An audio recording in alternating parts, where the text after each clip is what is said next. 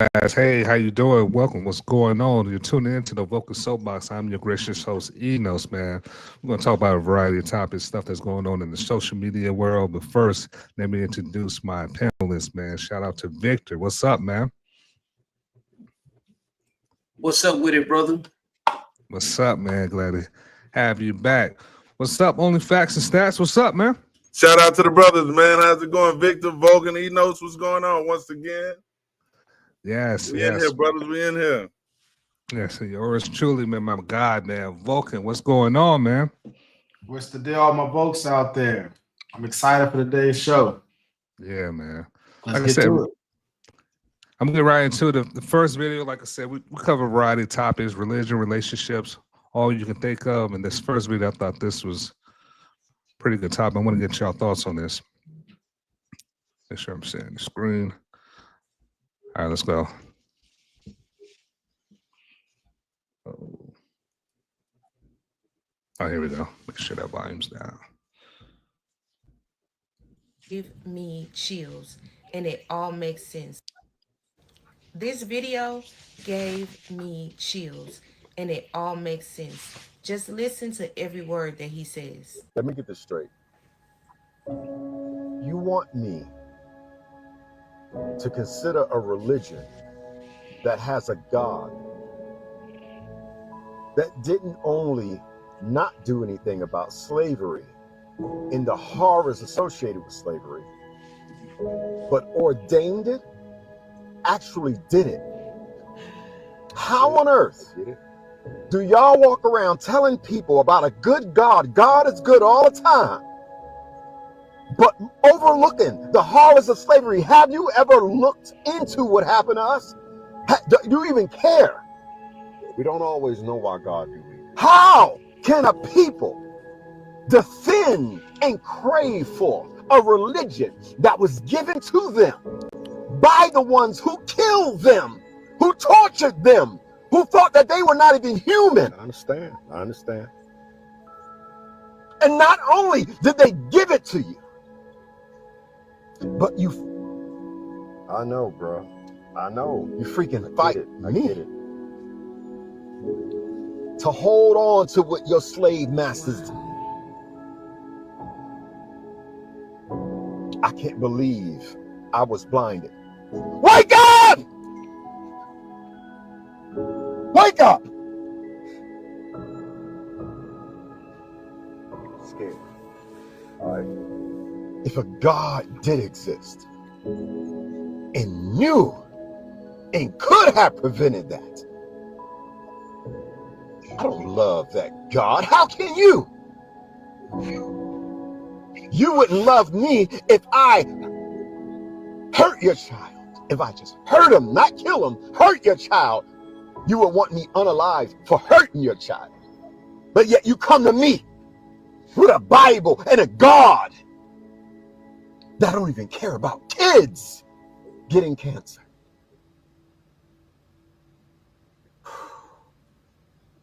Y'all need another God. I put his TikTok name in the description of this video. Make sure you guys go give him a follow.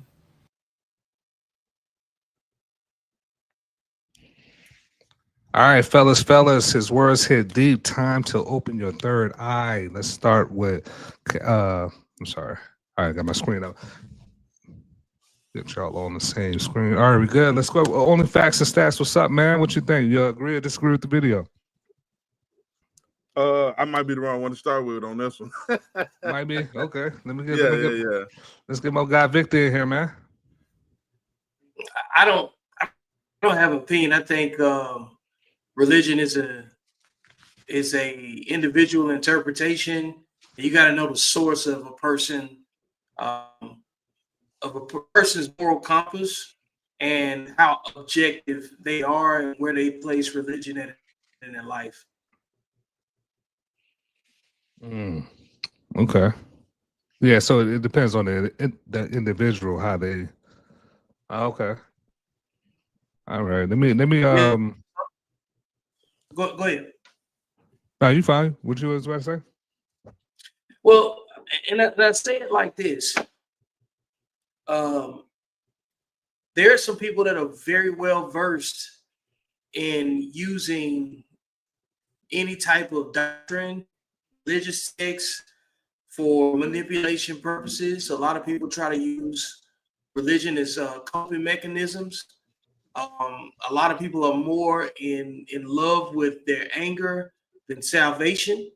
I think people on their level of emotional discipline and proximity to the teachings that they've had throughout their life and their individual experiences, their belief system is going to be cultivated off of that. You know, I think most people, personally thinking, I think most people need to go to therapy first to understand how to apply what they learn in religious texts, and going from there. I think you have to be taught on how to apply everything. I don't think that you have to be ruled by every single thing that you read. I think you have to know what's meant to be applied. I think there's a level of tact and discernment that's applied to everything that you know. We know bad things about people in our families, but we don't make it public information all the time. You know what I'm saying? So I think you have to have that same level of discernment. I got you, man. So yeah, it takes somebody to, and depending on the person how they interpret what they read, I get the level of discernment to, to really understand why certain things happen. Let me bring my guy in. Facts, you good now? Well, so looking at the video, right? What I think they was alluding to in the video, and I don't know, I've never seen the video, but the way he was talking about how slavery and the people that follow slavery and how can you, so I think they was trying to say, like, because that's a routine argument that's brought against Christianity. Yeah. That, Christianity taught the slaves to honor the slave master and and to maintain the subjugated position, right? Right. And there's an argument to that, right? I don't think that when people make that argument that it's a genuine argument, because even if that was kind of taught to slaves, it was a manipulation. It wasn't really a true guidance from Christianity. I myself am not a Christian, so don't think I'm advocating a particular religion, but to deny that there's a creator, I think, is, just from personal perspective, is almost idiocy. You know what I mean? Because there are too many things that show us that a knowledgeable creator exists. You know what I'm saying? Yeah, I get the right? knowledgeable creator exists. Yeah. I wonder. So I was just going to ask, do you think these are? I was just going to ask this question. Do you think it's a legit claim to consider? Is that legit for him? That no creator exists? No. The part as far as the why evil's in the world, that the slavery pertaining to black people, is that a legit claim to question it, if the creator exists? Yes. Yeah. Oh, I'm sorry. I keep stepping on you, bro. My bad. No, it's fine. You were absolutely right. The question of the creator is this because of these things that happen. Is that a legit claim to I don't think it's legit. Okay. I think that a common sense approach to it would be, because we have a limited free will, that bad created things do bad things. That doesn't mean that the creator created you to do bad things. All right.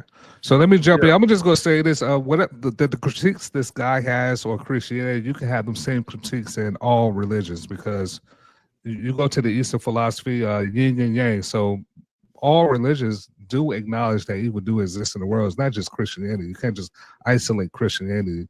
All spiritual practice actually acknowledge that evil is running rampant in the world.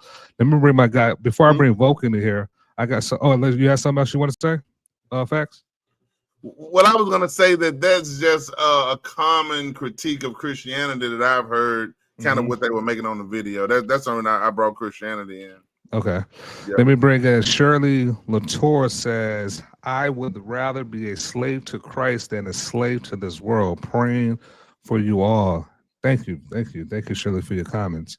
All right, man. Vulcan, what's your thoughts on here? I try to take some decent notes so that I wouldn't miss anything. But as the guys have already said, it's something that's constantly in circulation on the internet, on TikTok, on all types of social media. And I don't get how it's gained so much steam from an intellectual standpoint. I get from an emotional standpoint, and I think I'll lead with that. This should show about critical thinking and reason, and it's definitely an appeal to emotion fallacy. Like they know they can rile us up and stir us up when we talk about slavery. We talk about the plight of African Americans during chattel slavery, and then on all the way to Jim Crow until today. And so it gets us stirred up and riled up, and so we're more likely to act irrationally and believe things on bad faith, bad evidence. This is a classic example. So when he talks about didn't do anything about God, didn't do anything about slavery, you have to really kind of figure out for yourself what that means. So God could stick a God hand or whatever kind of apparatus and grab something and pick it up, or smite people just by, Thanos snapping his finger and stuff like that. We would just people randomly fall out. That's not how Muslim and Christian and Jewish theology typically operates. God works within man. God uses mankind. So that's what we see as the general narrative of the Abrahamic faiths. That being the case, how it would look is that God moving the hearts of men to take action to get rid of slavery. We talk about this numerous times. The early abolitionists were Christians that fought against slavery. The most published preacher in history, Charles Spurgeon, over in Europe, was well known, documented for they would publish his stuff in London or wherever the paper was at the time, and somewhere in Europe. And sometimes they would want to publish it because he was so anti-slavery. So this is a well-documented thing. I think people got to look at it from a global scale and realize that slavery was happening all around the world. What civilization, what movement started to try to eliminate slavery? And why did they do it? Slavery is still taking place around the world. In Africa, different places that's been taking place. It ended recently or still going on. There's more slavery today than there was in the past. And so when people are making it a focus of Christianity dealing with slavery, I think it's just a bad faith argument because of the fact how widespread it was.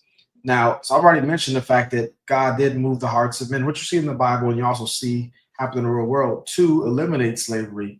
But the secondary, it says the religion given to them, that's again, the audience out there, that's genetic fallacy. When somebody's asking you to disbelieve a certain thing based off where it came from, that's called a genetic fallacy. It just means that you're disqualifying a belief or an idea, not based off whether it makes sense or you've intellectually thought about it and vetted it out properly to make sure that it makes sense, but based off its origin. So if somebody, if a vagabond came to you and told you, hey, look, right now, this is what's happening in the stocks. And you'd be like, it's a street urchin. I'm not going to listen to him. That would be genetic fallacy. He could be telling the truth. He could be not. Now, if you're not listening to him because you don't feel like it, that's one thing. But if you're saying he can't be right just because of who he is, that's genetic fallacy. And so in the same way, just because the slave master taught something to the slaves, they taught a lot of things to the slaves. Yeah. Not just religion. So we're gonna say everything that the slaves learn in that system is bad. You mentioned math, whatever type of science, how to cook, whatever going on in that system. For a lot of slaves, the Bible was their liberation. That's how they learned how to read. It's the most published book. It's the most stolen book in the world. So I think counter the narrative that we see. It's actually something that's been used to alleviate suffering. And we see wherever Christianity is the main religion in the world, there's liberty, there's freedom. Women receive a lot of freedom. People have more freedoms because, according to the Bible, there is no slave nor free. There is no Greek nor, I can't remember what that other term was, but it says there's no, they're all one. There's no male, there's no female. They're all one in Jesus, meaning that none of them have any more intrinsic value worth than the other.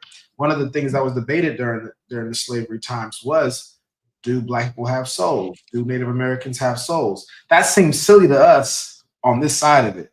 Mm. But in a time where people were stayed to their tribes, and you had to cross, oceans and long bodies of water and life on the other side will be radically different, plant life, human life. And you might even be the same with people that started the journey, may not even finish the journey, whether if you cross an ocean and stuff like that. So you're meeting people that look way different than you, speak way different than you, have radically different religious beliefs. People are sacrificing hearts on a temple. Some people are burying, the wives to finish their reincarnation. You got all kinds of different practices going on. You got, prostitution going on. And so you have all these things going on as a form of worship. And so all these practices now, from our Christian lens today, if you grew up in the Western world, from your Christian lens, you don't see most of that stuff because a lot of that stuff's been eliminated by Christianity, and also Muslims have as well. So you don't see it. So to us, all of them look kind of alike. Hmm. But the reality is, especially at the time they were living, and even to this day, the time they were living, these religions look radically different from each other. It wasn't, you could optically see the different cultures and the different ways of viewing the world based off their spiritualities and cultures. It was easy to spot. Before globalization, everybody able to mimic each other, and technology pushing us all into one funnel for advancement. So I just want to say, when it comes to the topics that he's saying, for most of this stuff, it's just an appeal to emotions. There's no good reason to think that it has any type of real sustenance that we should pull from. And then they're trying to pull people out of it and saying, how can you, be woke, or how can you fall victim to these types of things and listen to what the slave master taught you? Christians been practicing Christianity way before there was chattel slavery, way before there was the Arab slave trade. One of the oldest churches in Ethiopia, we've talked about it numerous times. So you're thinking way later in history. Christianity's been around for over 1,500, 1,600 years by the time chattel slavery is going on. And you're going to say because a small group of people were teaching it to other people at that time, that means the whole thing is not right? It's silly. Historically speaking, the early Christians were slaves and poor people. The first 300 something years of Christianity, it was a little bit of everybody. It was primarily slaves. And the last piece I'll say about this point is that the Bible only gives prescriptions to Christians as far as the New Testament. It doesn't expect non-Christians to live as Christians. So when you see directives in the Bible about, slaves do this or don't do that, it's talking just to Christians. It's not telling a Muslim slave or atheist slave or Buddhist slave, do this. If you got 3 slaves, one's Buddhist, one's Buddhist, one's Hindu, and the other one's Christian. It's just telling the Christian slave who, of their own will and volition, has decided to truly believe in Christ. They could not believe. They can just pretend to believe if they have to for the master, or they can just not believe at all. I don't, depends upon their situation. But if they choose to identify as a Christian and live the Christ-like life, then there are certain directives that Christians are asked to follow or expected to follow. And so they do that. But it's not telling, so people say, well, it's telling slaves to obey their masters. It's not telling anybody that's not a Christian to follow anything. So that's what I'll say about those points that they made. Yeah. Well, so y'all got it. Y'all want to add to that, Victor? Yeah, I think number one, it's a choice to believe or choice to deny. And if a person wants to deny anything, they can shape any argument they want to deny. I just don't get involved with, I don't pay attention to things that don't align with the way I think. I don't get that way. You don't get offended by stuff that's not aligned with you. You know what I'm saying? It's like if y'all like brown teddy bears and I like blue teddy bears, you can't upset me about my blue teddy bear. You know what I'm saying? Like if you are prepared and committed to being disagreeable to say that your the thing that you care about the most is more important than mine, then at some point it looks like an inferiority complex if you feel like you got to bother me and I'm not bothering you about what you care about. It simply do not care about what And makes well, I other want to. people satisfied. I do want to And, chime and in. what I'm saying, All right, and break it down. let me finish. Yeah, go ahead, break it down. The people that are devout in their faith and discipline, people like that can't get to them. Like I lived and worked in Afghanistan, and I watched Muslims for 4 years pray 5 times a day, go to mosque on Fridays, and at no point did I see them, get upset about other people's belief system. They cared about their own. I think if you're focused on your own, then you don't have time to defeat other people about theirs. Okay. All right. Yeah, that's what I wanted to say. As far as the video was, I wanted to make sure what you're saying. The guy that was had disagreements with Christianity was that Christian sobriety. Are you all right? Let me ask it this way: if somebody is devout Christian, they should just don't have put a lot of attention to what this guy is saying. Would your method still apply in that area? Yeah, because Okay, your that belief makes sense. system is a discipline. It is Okay, there we go. a commitment. You should not be distracted by other people that don't share your same belief system. Okay. What's your thoughts on that only facts stats? I wanted to speak more to what Vulcan was talking about. I'm gonna write that down there. So I think Vulcan, kind of the position that you take, that when it was talking to slaves, it was talking to Christian slaves. I think that's the basis for arguments like the brother was having in the video, right? Whereas you equate slavery in America and you kind of make it to where it was like all other slavery, right? Because that's basically what you said. You said that slavery didn't start in America. It existed other places. You even talked about the Arab slave trade in different places, right? But what people know is, and what's being more widely understood, is that slavery never existed anywhere like it did in America, right? The antebellum slavery in America, the race-based slavery in America, the chattel slavery, where a parent would have a child and the child would also be property of the slave master, never existed anywhere else other than here on these shores, right? The fact that you said a lot of things. Do you want to narrow? You got a particular question you want to ask Vulcan? I'm making a point that okay. The way that he defended his position is the basis for a lot of people's point that the Christian religion is lacking because of what it caused the people in slavery to believe, right? All right. Let me make a tip to stalemate. What Vulcan, do you understand what his statement is? Do you get it? Because I want to make sure I get it too. I want to say I believe I get what he was saying, at least 80%, but I do think it was a number of points. So we don't mind making it a little more concise, like or picking one, and then we can just kind of go point by point if you don't mind. I'm making a complete point. I'm not just making a multiple point. I'm making one complete point. Okay. That the way that you position Christianity to stand and in how you can you state that real quick, because I felt like I made a number of points. I wrote down 3 points, when I watched Well, the I'm gonna tell you video. the So I point know that I I made heard. at I'm gonna least tell you the 3 point points. that I heard that I want to hear from you about. Yeah. Is that you equated slavery in America to slavery everywhere Oh, else. there we go. Right? That's one You right made there. it seem the same, right? Okay. All right. And that and that based on that,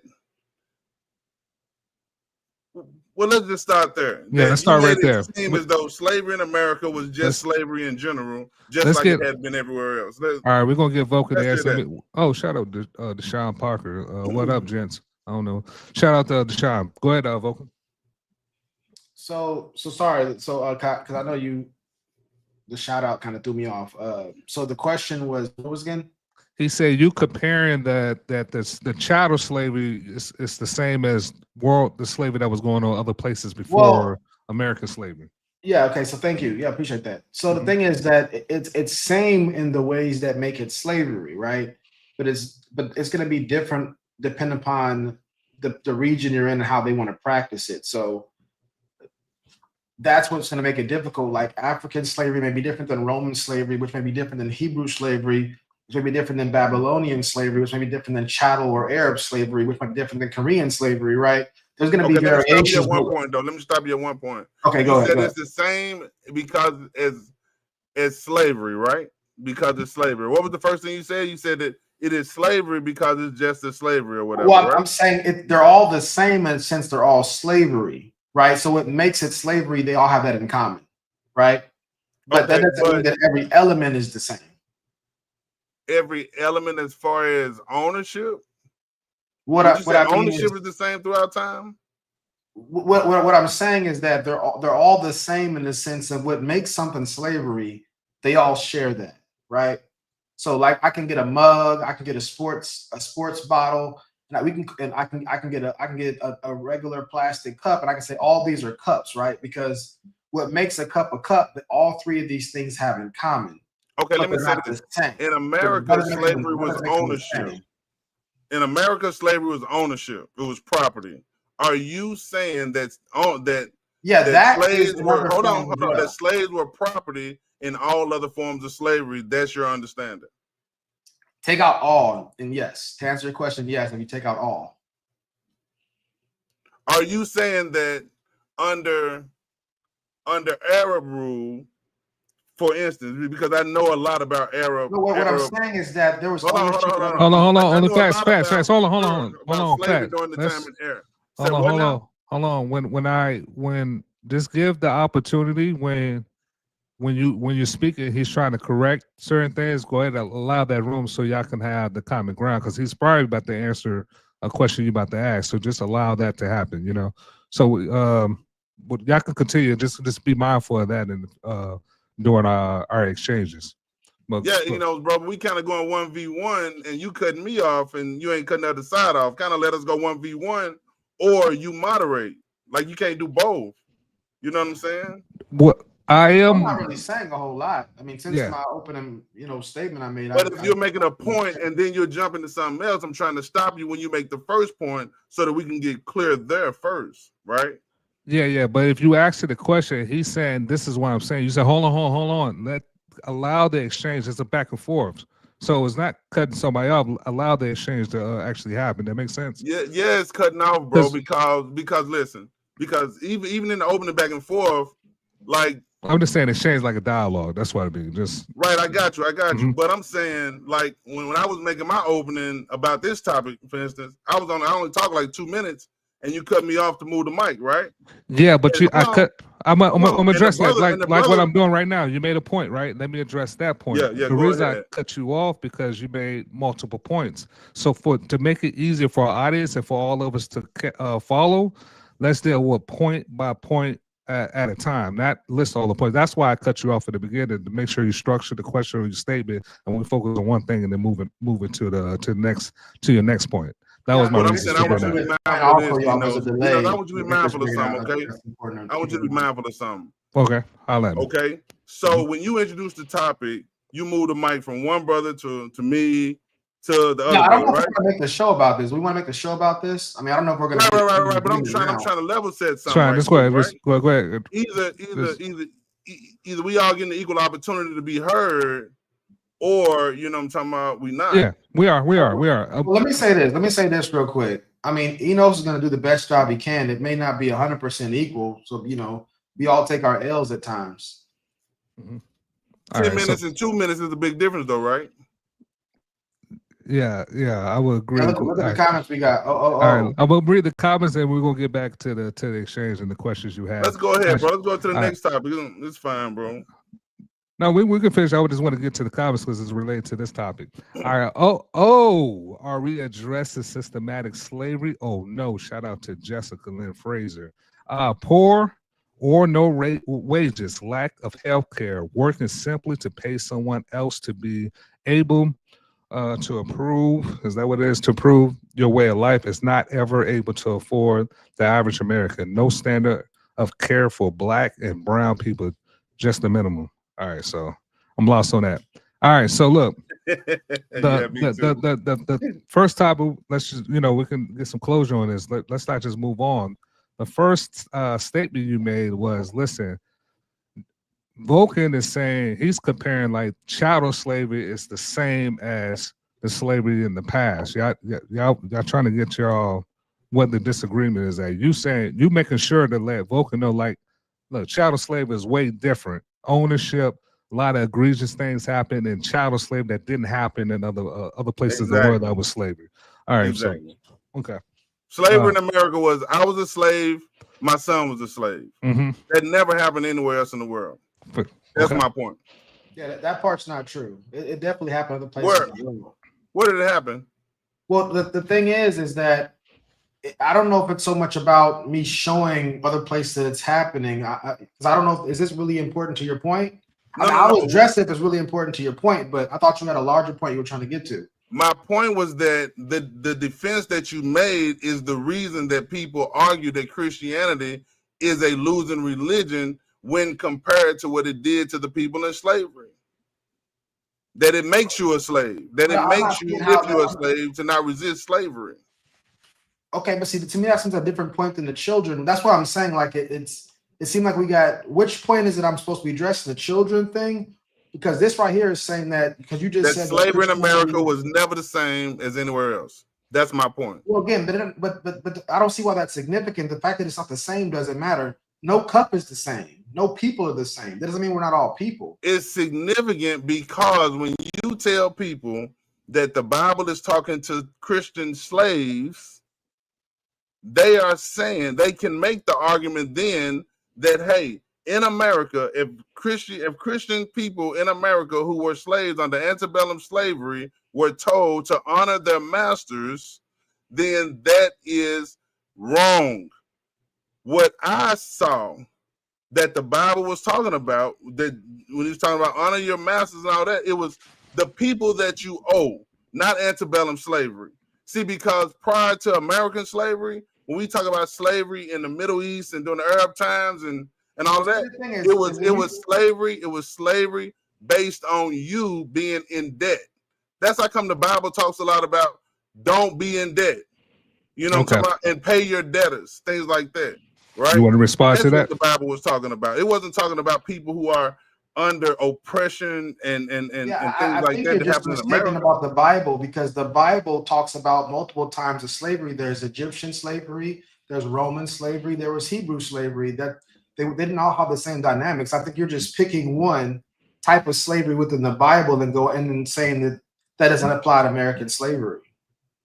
Is what you I said that the application of the Bible to slaves in America that was used by the slave owner was manipulation of the Bible. It wasn't application of the Bible. No, we agree about that. I agree on that. That's a new concept. That's what I'm saying. No, that was my entire point, that the people who make the argument that the brother was making in the video, that's the basis.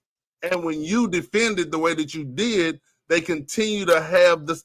You're not giving them information that enlightens them to not make that argument in the future. That's my point.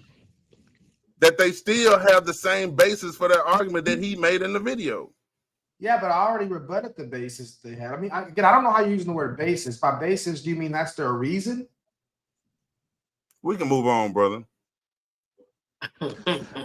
Victor, what do you Come on, think bro. about this exchange, man? What's your thoughts? So Vulcan, I think with y'all only listen facts. to respond. I think Vulcan and Enos, I think you guys are listening to respond. He's trying to make a point in a certain context. I don't know if somebody's listening to debate or listening to have, you know what I'm saying, a better understanding of what the other person is saying. From my understanding, All right, enlighten us. the very I think everybody's okay with the principle that there's slavery in many forms. There is all types of activity associated with it. I don't the nuance of what people think slavery is, whether it be mental, physical, and the execution of it and all of that. In facts, but saying the reason why the conversation keeps coming up is because of the tonality and the context and the lack of nuance and education and specifics around it that keep inspiring that type of content to come out, because it's only spoken in a certain lane that inspires people that are already on the fence. That's all Only Facts was trying to say. I was listening to what he was trying to talk about. I don't think nobody is trying to defend it or justify it or discredit any belief system because of it. He's saying simply the conflict and the conversation that's around it comes from people wanting to debate the nuance. Did you say that's pretty accurate? Only facts and stats. Yes. So the conflict comes from people trying to debate the nuance. Yep, because they getting it's Oh, basically after like only getting facts the and news. evidence. Yeah, It's like people getting the news, getting the well, same hold story on. from I, different media channels and different media outlets, and then debating who said it and why they shouldn't trust it and which platform did it come off of. all right, so Victor, I want to give only facts and stats to make sure that you was actually stillman them correctly. How do you the conflict debates The conflict is because of the nuance. the nuance. I think he was close enough that people use the nuance of Christians saying, of the Bible saying, Christians honor your slave master in application to the slaves in America, and to say that Christianity is not a religion that they should follow because it called people to accept oppression. Okay. He's All right. making an objective statement, and the people that get caught up in it, they using subjective interpretation, and then the other one side can't hear the other. Somebody's just making a generalization of what they think and making an assessment. All right, so And then all right, you was able to get close enough to only facts and stats. What do you think Vulcan was saying? What do you think what he was missing? Were you able to I think he stillman was him? just listening to respond because I kept interrupting him. We didn't give him a chance to finish making his overall point so we can level set the conversation. Because But did you you? can't stop from point. You can't stop from point to point to point and get the full picture with everybody. Well, we were not asking about the point, so we were just trying to address each point. So because he's making a lot of statements, so it would be appropriate to. And that's what I'm saying. He has to level set what his stance is. He's not being obtuse to hearing what's going on. Y'all got to listen to him and get his full picture, and then get it Okay, from I get there. that. I get you say the full picture, but my thing is, I was curious because you got only facts. I was curious. I know you said that his tactics.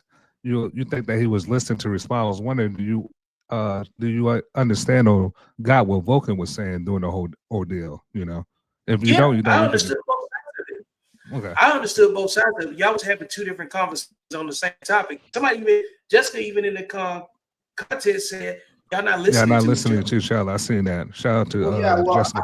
I definitely disagree that I wasn't listening, because if you notice, my responses were all questions. People that are listening to respond don't respond with questions when you understand what listening to respond is. means I already have my retort, my rejoinder to what the person's going to say. It's not going to be a question. It's going to be a statement to address what's being said. I haven't done that. All I've been trying to do is really understand what the point was. So I don't see how that's me listening to respond when my attempt is to steal man. I'm like, are you saying this right here? Are you talking about this? I don't see how anybody on earth can take that as listening to respond. It makes no sense. Well, I mean, I'm only saying how it's being interpreted, and I agree with you according to what about Jessica that. just said, yeah, and I'm talking about how it's being seen. You know, I Yeah. don't have an emotional investment in it at all. I'm just listening to it and I'm looking at it and I'm watching like a spectator. I'm just not in the comments, and I would be lost Yeah. as to what like what was trying to happen. But I know how it would be easily surmised if I had 5 minutes to watch and try to understand what was going on. Yeah, Okay. I think it's funny because we talked about this on the show before about the purposes of interruptions, and it keeps coming back up on the show. So I think we probably should all do that again. It might be a good conversation. Excuse me, a good conversation. Sorry about that. But generally, for me, I mean, I'm just really trying to get an understanding. I haven't felt the need to really address what he said yet. Only point that I can remember making, this is not to you, Victor, but just to everybody that can hear it, that I addressed this when he said, "You're saying that this is the only place where it occurred." You know, are you saying that it occurred in other places other than chattel slavery, referring to the children being ownership? And I said, no, that's wrong. It's occurred in other types of slavery around the world as well. That's the only really I point agree of with fact that I made. After that, I just said, hey, look, do you want to address that? Do you want to go somewhere else? I thought I've been very accommodating in how I'm interacting in this conversation. Mainly questions. I mean, it's my show, and I'm mainly just asking questions. I'm not even making statements or filibustering or anything. Mhm. Yeah, and Okay. again, I'm only talking about the perception I've seen. I get it. I do agree with you. It definitely there's other forms of chattel slavery that was happening in the same way that you described, where the entire bloodline of certain people were definitely like enslaved like that. Because the Absolutely. Muslim slave trade was going on a whole century before the transatlantic slave trade ever, what I'm saying, was written about. Can I interject real quick, So Victor, to that point?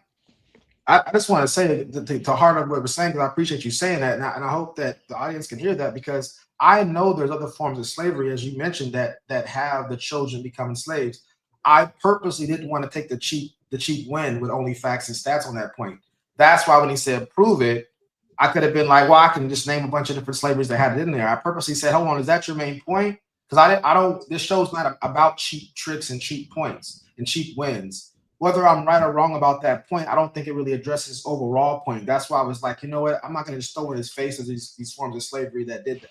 So I think if people can really see my heart in the conversation, they'll see these actually displaying a lot of patience and a lot of charity in the conversation. Thanks for pointing that out, though, Victor.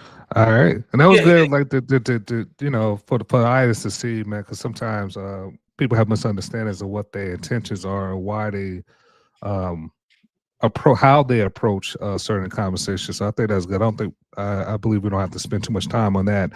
Help the Bear said, read some comments. Help the Bear says, soapboxes, what up? Shout out to Help the Bear. Jessica also in the comments, she says the Bible instructs slaves to obey their earthly masters with respect, but the instructions is to serve as if it were serving the Lord. And that this is done with sincerity of the heart, not for favor of the master. It does not say honor the master in the same way children are told to honor their parents.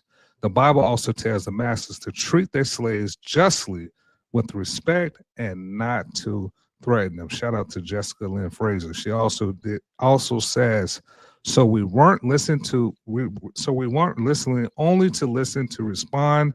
As a woman, I know the difference. Shout out to Jessica. Appreciate you tuning in. All right, so I think we could I mean, I wanna get some closure before, because we 44 minutes in. I don't think we actually got common ground or closure on this topic. We can move on, but it's up to y'all. Fellas. Y'all want to at least close it out? Well, I think the only way to make it more constructive is there Yeah. any disagreement still? I don't know if there's any disagreement at this point. On the facts and stats. Any disagreements? I think we can move on. Okay. Yeah, All right. So. All right. So get out of here. like. This Well, I guess whole I'll first end it 45 minutes. probably just by saying this point right here Okay. is you saw earlier posted the Bible talking about how to deal with slaves for the slaves and for the masters.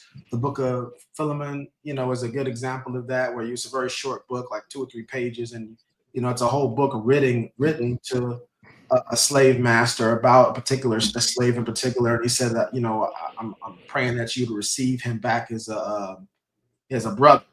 And so even in the context of the Bible never encourages harsh treatment of slaves, as was pointed out. And you see an exchange in that book on how Paul instructs the slave master how to receive his brother back, who's also a slave. There's varying aspects of slavery, as only facts mentioned, about people selling themselves into slavery for famine. Roman slavery was different. Korean slavery was different. Native American slavery was different. African slavery was different. And there's different contexts. Slavery wasn't always a bad thing, depending upon the situation. If there was a famine in the land, sometimes people would become slaves to people who had resources just to save them and their family. Sometimes they'd even intermarry, and they may even have, they have children with the masters, daughters or sons and stuff like that. So that wasn't in all forms of slavery, obviously, but we'd have to do a deep dive on slavery. You can see all the similarities and all the differences. But when you talk about the entire globe of slavery, you're going to see a lot of parallels and a lot of differences. All right. Shout out to my guy Freshly Snipes is joining us. What's up? What's up? What's going on, gentlemen? Glad to be on the show. Yes, man. What up, brother? What's up? What's going on, gentlemen? Glad to have you. Got some listeners said, what did I miss? You guys are talking about slavery. Yes, we are. We are talking about slavery right now. Gotta rewind so you can follow what we're talking about. Antoine Gis, my goodness. Shout out to Antoine. So yeah, so we can go ahead and moving on. Like for the audience, this is a repetitive thing. We talk about race, religion, and these type of topics, and sometimes we get more in depth to give you a nuanced perspective. Next topic we're gonna go into is religion. I'm gonna get y'all.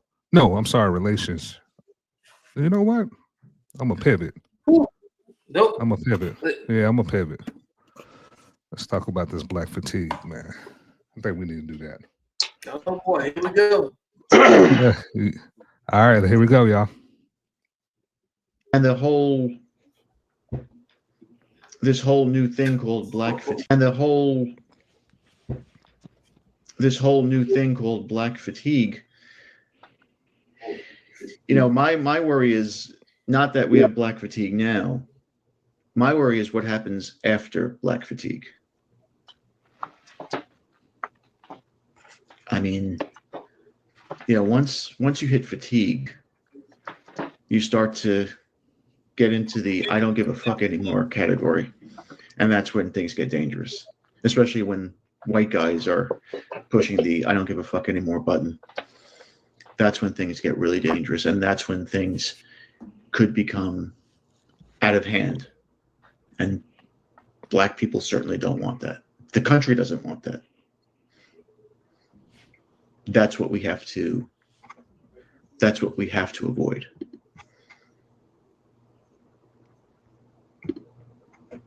That's where we have to worry about the fuse being lit. Because right now, I think people are still like, these blacks, I can't stand them, these Jews can't. But sooner or later, these laws and the antics, they can trigger you from being in one stage, which is the fatigue stage right now, to being at a point where, you know what, fuck these people. I'm already numb to the whole being called a racist thing. And the whole... Fellas. Let me get y'all thoughts on this, man. Y'all agree or disagree? Let's start with Victor, man. Agree or disagree? I I'll say that I agree because it's going to affect the people that's going to put themselves in that situation. All Listen, right, we're gonna get you to everybody- break that down. So you agree? Let's get right to only fast. Talk to me, man. I Agree or totally disagree? disagree. I believe it's more so. I mean, we're gonna do disagreements now. We Yeah, 40, I 50 years. disagree. All I right, you totally disagree. disagree. Freshly Snipes. You do me a favor and clarify what you're asking if we agree or disagree with. As far as he said, the black fatigue, that the direction is going after black fatigue, what happens next? That this is not something the country wants, and other things Oh, that stood out. Whatever you disagree, whatever just it's up to you. We could address everything. Anything you agree or disagree with. I mean, I agree that black fatigue is not something the country wants. Mm. All right, let's start with. All right, and my guy Vulcan, what's going on, man? Agree or disagree? I definitely agree as well. All right. Hey, don't agree with me, bro. Switch sides right now. Before I bring my guy Victor in here to explain why Anton says black fatigue is so real and such a pain in the ass, and with these idiots. All right, be honest, Vic. He's talking to you. All right, break it down, Vic. Well, here's the thing. I always say that there's dishonest people. Well, there's undisciplined and disciplined people. There's always going to be somebody to perpetuate a behavior, and there's always going to be somebody that's vehemently opposed. Let me tell you the reason why it exists, and it's already happening. Have you guys not seen the National Guard? The reason they're out, they're making it. It's easy to put it out about ICE, you know what I'm saying, and want to deal with the immigrants. But understand there's always a second and third tertiary reason why that level of authority would be used by the commander in chief. So yeah, they go to DC, they go to Memphis, they've gone to Chicago, and they've also been out in Los Angeles or whatever, recovering children, detaining people, deporting them, and all of this other good stuff, right? But the second and third order effect of the first choice was always to police up people that are ruining their own communities, that have routine, regular engagement. They become liabilities to security and overworking police and people that secure, assets and everything. And the people that fit behavior are always the ones that cannot protect themselves, but also only hurt the people that's in their communities. You know what I'm saying? And they can always use that as a reason to justify whether it comes from homelessness, poverty, crime, or whatever. And then the other part of it, the reason that it's true, is because there are many of black people that live in these communities that's saying, thank you, Donald Trump, for sending the National Guard.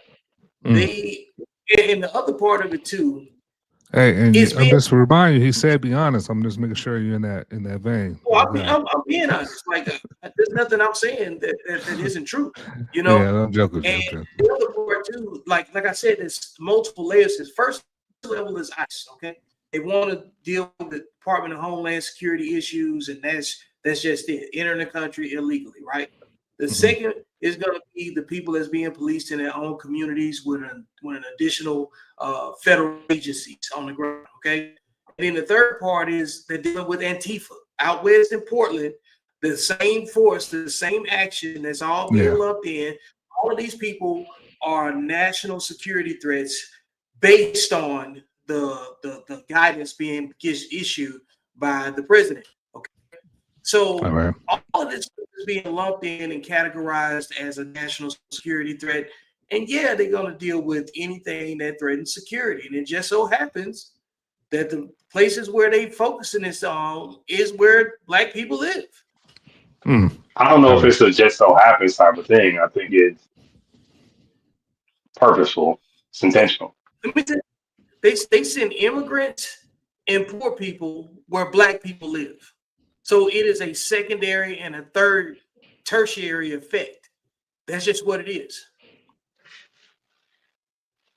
That response to that, Fresh? Yeah, I think it's, when you say lumped in, I think it's a marginalized community type of thing. So it's not just so happens. It's not like, well, you black people just happen to be here while we're doing this thing.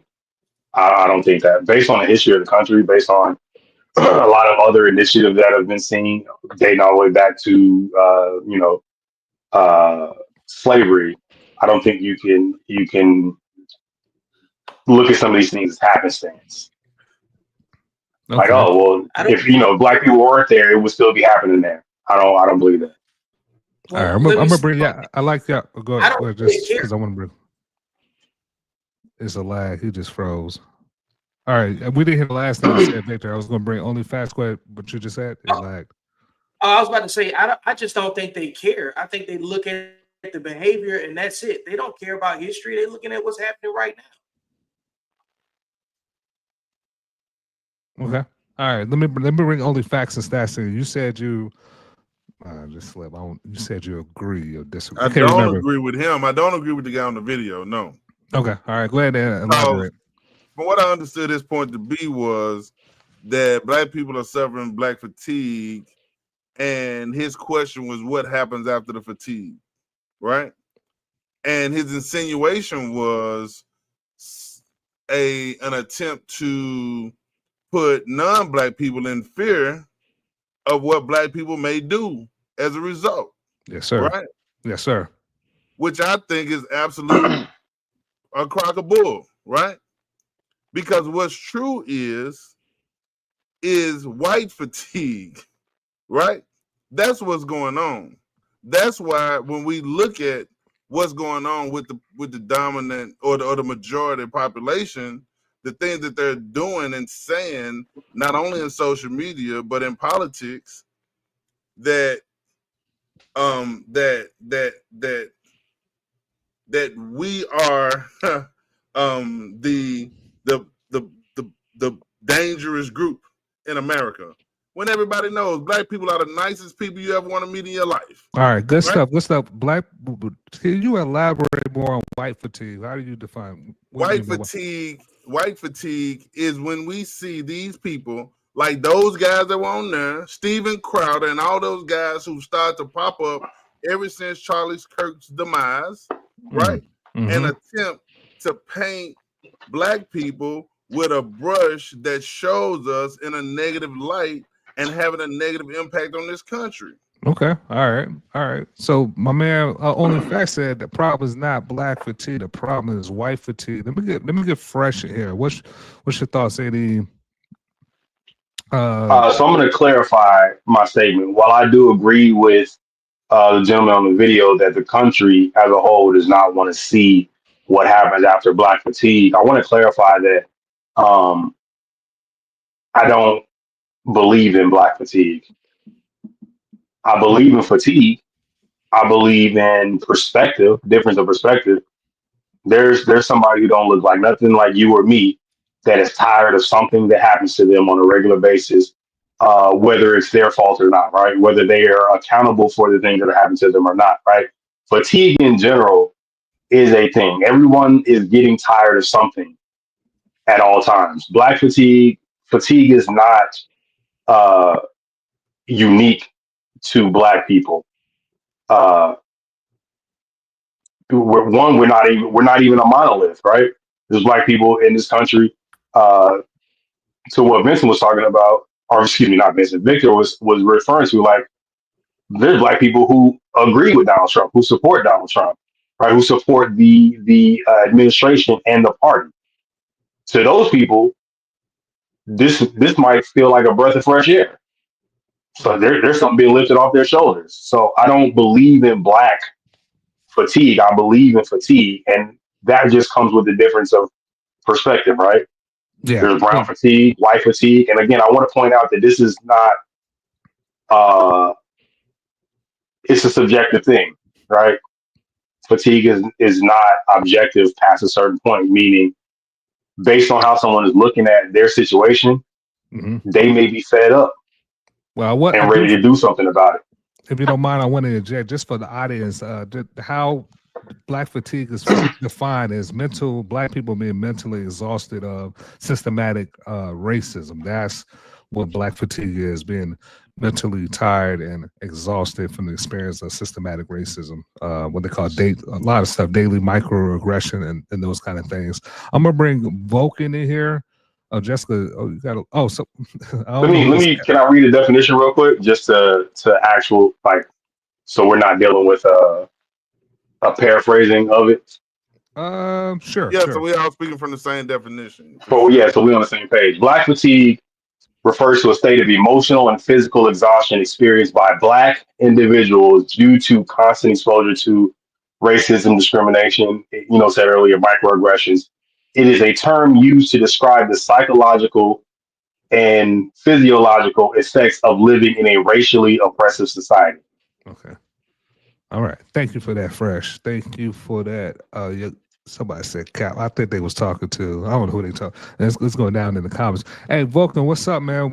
I know you said you agreed, so that's that's the opposing side from only facts, man. So explain why you agree with the video. My point is pretty simple. Just any type of fatigue is gonna once you get to that point of the fatigue, obviously if you're getting tired, you start to get the burn or this lactic acid when it comes to the body, or just in social situations. There's a Your certain decision making process fails, yeah, you start to degrades. people having mental issues, more civil unrest. All those things start to multiply as there's more fatigue happening by a larger percentage of the population. So if it grows, if it snowballs, it's just going to get worse. Where you start seeing it happen on a broader scale, on social media, in the political realm, all kind of different places. So to the extent that it can be alleviated, I think that people should work towards that effect. Which I think his point is, what do we do about the Black fatigue? Because we don't want it to continue to get worse. Because people start getting hopeless, people start not caring, as he already mentioned before. Anybody's played any kind of sports. When you're playing a sport, you start getting really, really tired and you're shooting a free throw. You think in my head, I don't even care about if I make it or not. I just want to be able to, get on one knee and rest. So people start to not Weak, care about things as much. soft. Yeah, fights start happening when people are getting tired. They're more likely to fight. People get more sloppier. People care less about altruism and things of that nature, and they get more into just survival. I like to caveat that real quick, just to kind of reiterate my point. Only Facts and Stats earlier was talking about white fatigue. If white fatigue is a thing and Black fatigue is a thing, then it stands to reason that we're just dealing with fatigue in general, right? Black fatigue is not something that's When I My found bad, y'all. specific. myself. Y'all can hear that. What? Hey, no, what was that on there? I don't know. It's What the played after the Black Fatigue. this man right here? Just to I kind messed of the flow up. just to kind of peep into the microcosm that is just this conversation. We're talking about white fatigue being a thing and Black fatigue being a thing. It stands to reason that neither one of them are actually a thing outside of just, like Logan was saying, people getting tired of stuff that they don't like.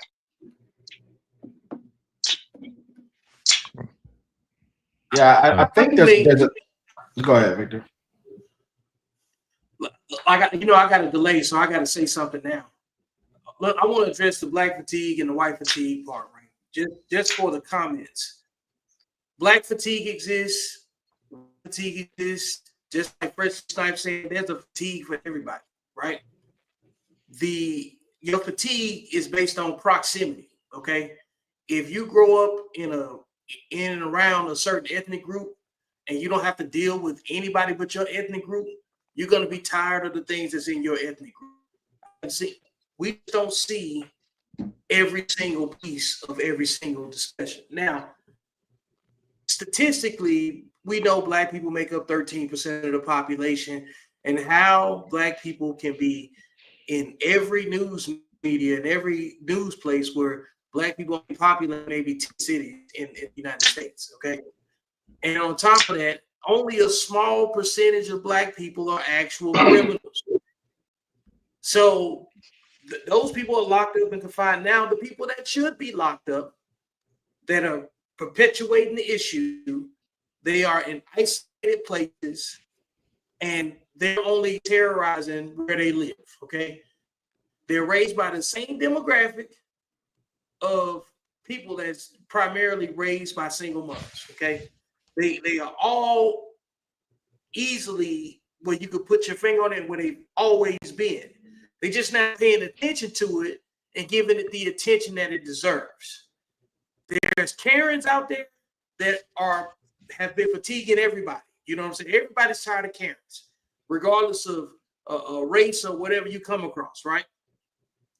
There's people of every ethnic group that deserves the same level of attention if it's impacting everybody across the board. Now, the reason why I believe that Black fatigue is popular and deserving of the attention that it's getting is because we know better. Okay, there's like no situation where you can act with the poorest behavior and think you're gonna get the best treatment. So the people that get that narrative are the ones that fit the behavior. Now, what we need to do is draw a line and say, hey, that doesn't represent everybody, right? And we need to redirect the people that that believe everyone fits that stereotype and make them go look at it. You know what I'm saying? And really see, do the black people that you know, by and large. Hold on, Victor. I want to get everybody in. I want to get everybody. If you can wrap this, so I get only facts in here. Let me finish what I like to say. Do the black people that you know fit the Black fatigue narrative, or is it the people that you just see being shown to you? Good question. Good question. I want to get only facts so that we can answer Victor saying, is it a media propagating that the Black fatigue is the people that they're showing us versus our real experience? Well, the Black people. Only facts. So you got any only facts and stats? Anything you want to add? Yeah, I actually think Victor was making an excellent point, right? Where he was showing that in our communities, we have less, he said an insignificant or a minority, but it's not even a minority. It's almost it is definitely an insignificant minority. It's less than 1% of the total population of our community are ever charged with a crime, right? Okay. Mm-hmm. Less than 1%, right? And so when I say white fatigue, what I mean is when you see these people are purposely misrepresenting our communities and what's going on in order to make us look, in order to paint us in a negative light by these usual tropes that honestly started at the end of slavery, right? What people don't know, that black men being criminals, black men being treacherous, black men being over sexualized. Okay. All of that started doing right after slavery with the movie Birth of a Nation. You know what I mean? All so right. like this is how long this has been going on. But now, if we were to now turn the table and say that all of the mass shooters and all of the serial killers show us really who the majority population really are, if we painted them with that brush, that would be that would be inconsistent with who they really are, right? Because majority of them don't look like that. All right, so you said it, like you said, you agreed with Victor, and I see where y'all coming from as far as the media over exaggerating the black people, the people that they show in the media, that's a full representation of us blacks as a collective. I'm gonna bring Vulcan. What's your thoughts of what only facts and stats saying, and Victor? Well, I think it's important to note that they bring up some really good points. Yeah. I think we should all just understand that it's on both sides, though. There's media slant that will protect the black image, and then there's media that will look for ways in which to destroy it. Okay. So both of them are happening. So the thing is that, you got your team that's winning. Sometimes you got your team that's losing. I want to address something that OnlyFacts is saying, though, to some extent, is that even though the criminal element represents a very small percentage of the black population, if you adjust for gender because we know that generally, especially when it comes to violent crimes, it's not going to be women doing that. It's males. You know, I think the other side, and this is part of my issue with guys who want to be apologists for the Black community, is that sometimes they can exaggerate on the wrong side of it, where they're saying that, hey, look, it's not really a big deal. They're making us look bad. Well, there's some things that are bad about the Black community, like there are about other communities. But we can't be afraid to talk about it. We can't malign people that want to address the bad in the Black community. The Black community is a loud community. And I don't mean loud in a bad way. I mean, when you look at, we're overrepresented when it comes to media and movies and music and entertainment. You know, there's a more percentage of Blacks in movies than 13%. You know, same thing goes for sports. Same thing goes for other aspects as well. And so we're a very loud community. We have a major impact on culture that gets exported throughout the world. And so that being the case, hey, Black people are the wave. We the vibe. yeah. And so that being the case, it makes sense to some extent. And so when we are influencing culture and what direction we're influencing the culture, we have to ask ourselves the question and have honest conversations about that. Some are going to flatter us and some are going to be embarrassing. Okay. So this is what I would say, right? This is what I would say in response to that. I would ask you a question, Vulcan.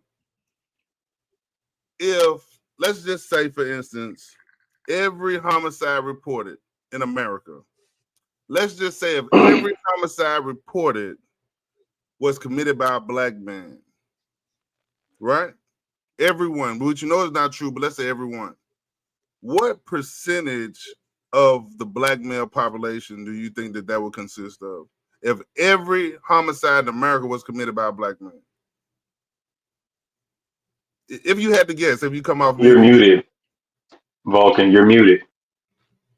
Yeah, sorry. Yeah, thank you. Freshly. Yeah, less than 3%. 1/10 of 1%, actually. Yeah. Right? Sense. But just like Victor said, and just like Freshly alluded to, when you look at the news, who do you see first up?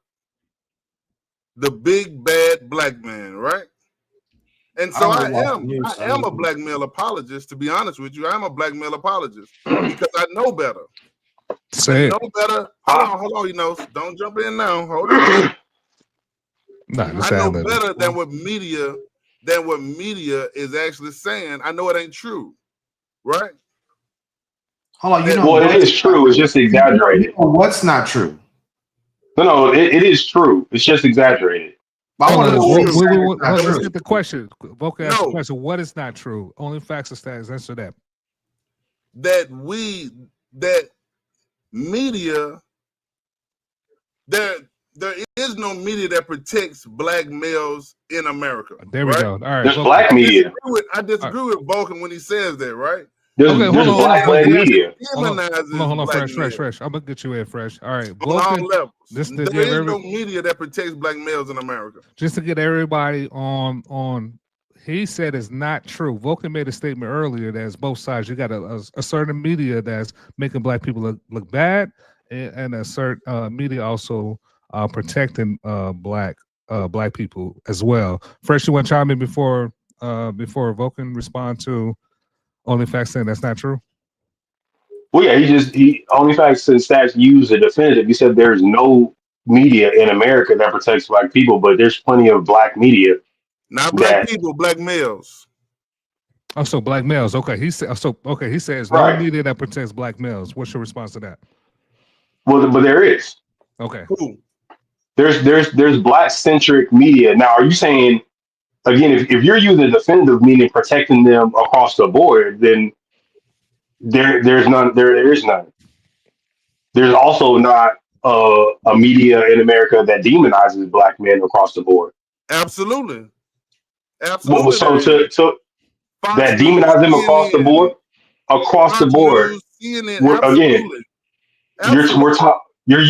You're speaking in definitives. You're speaking in absolutes. Yes, sir. So there's never been a positive story about a Black man on Fox News. Is that what you're saying?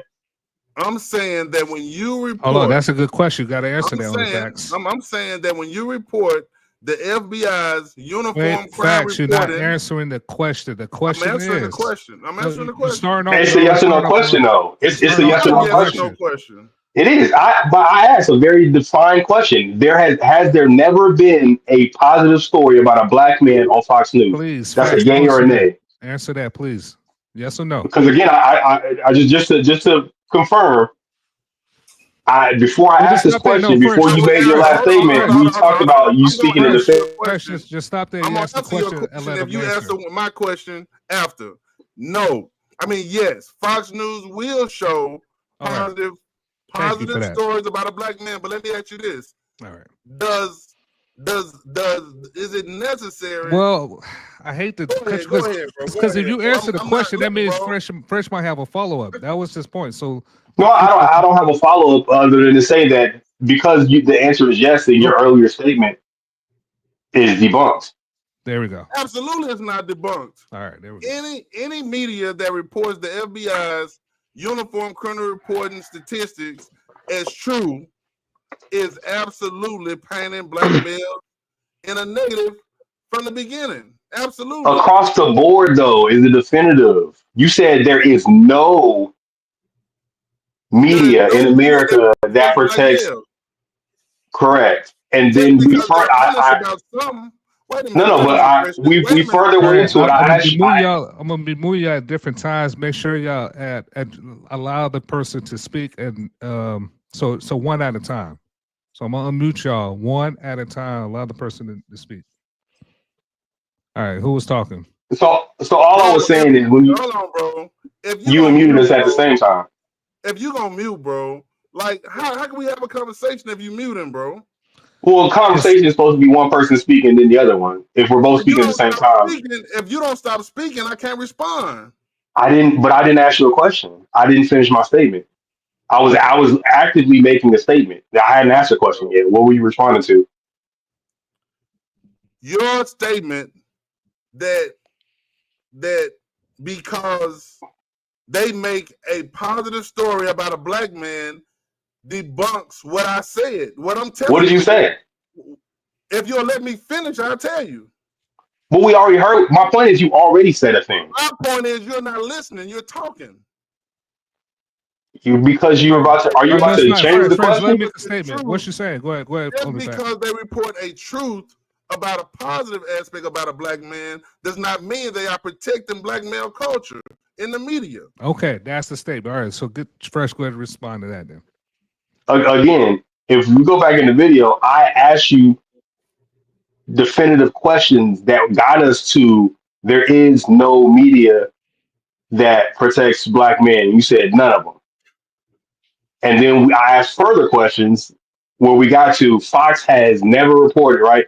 Again, when you say that, if they are painting black, because again, you're saying protection. So what you're saying is protecting black men in the media does not include painting them in a positive light.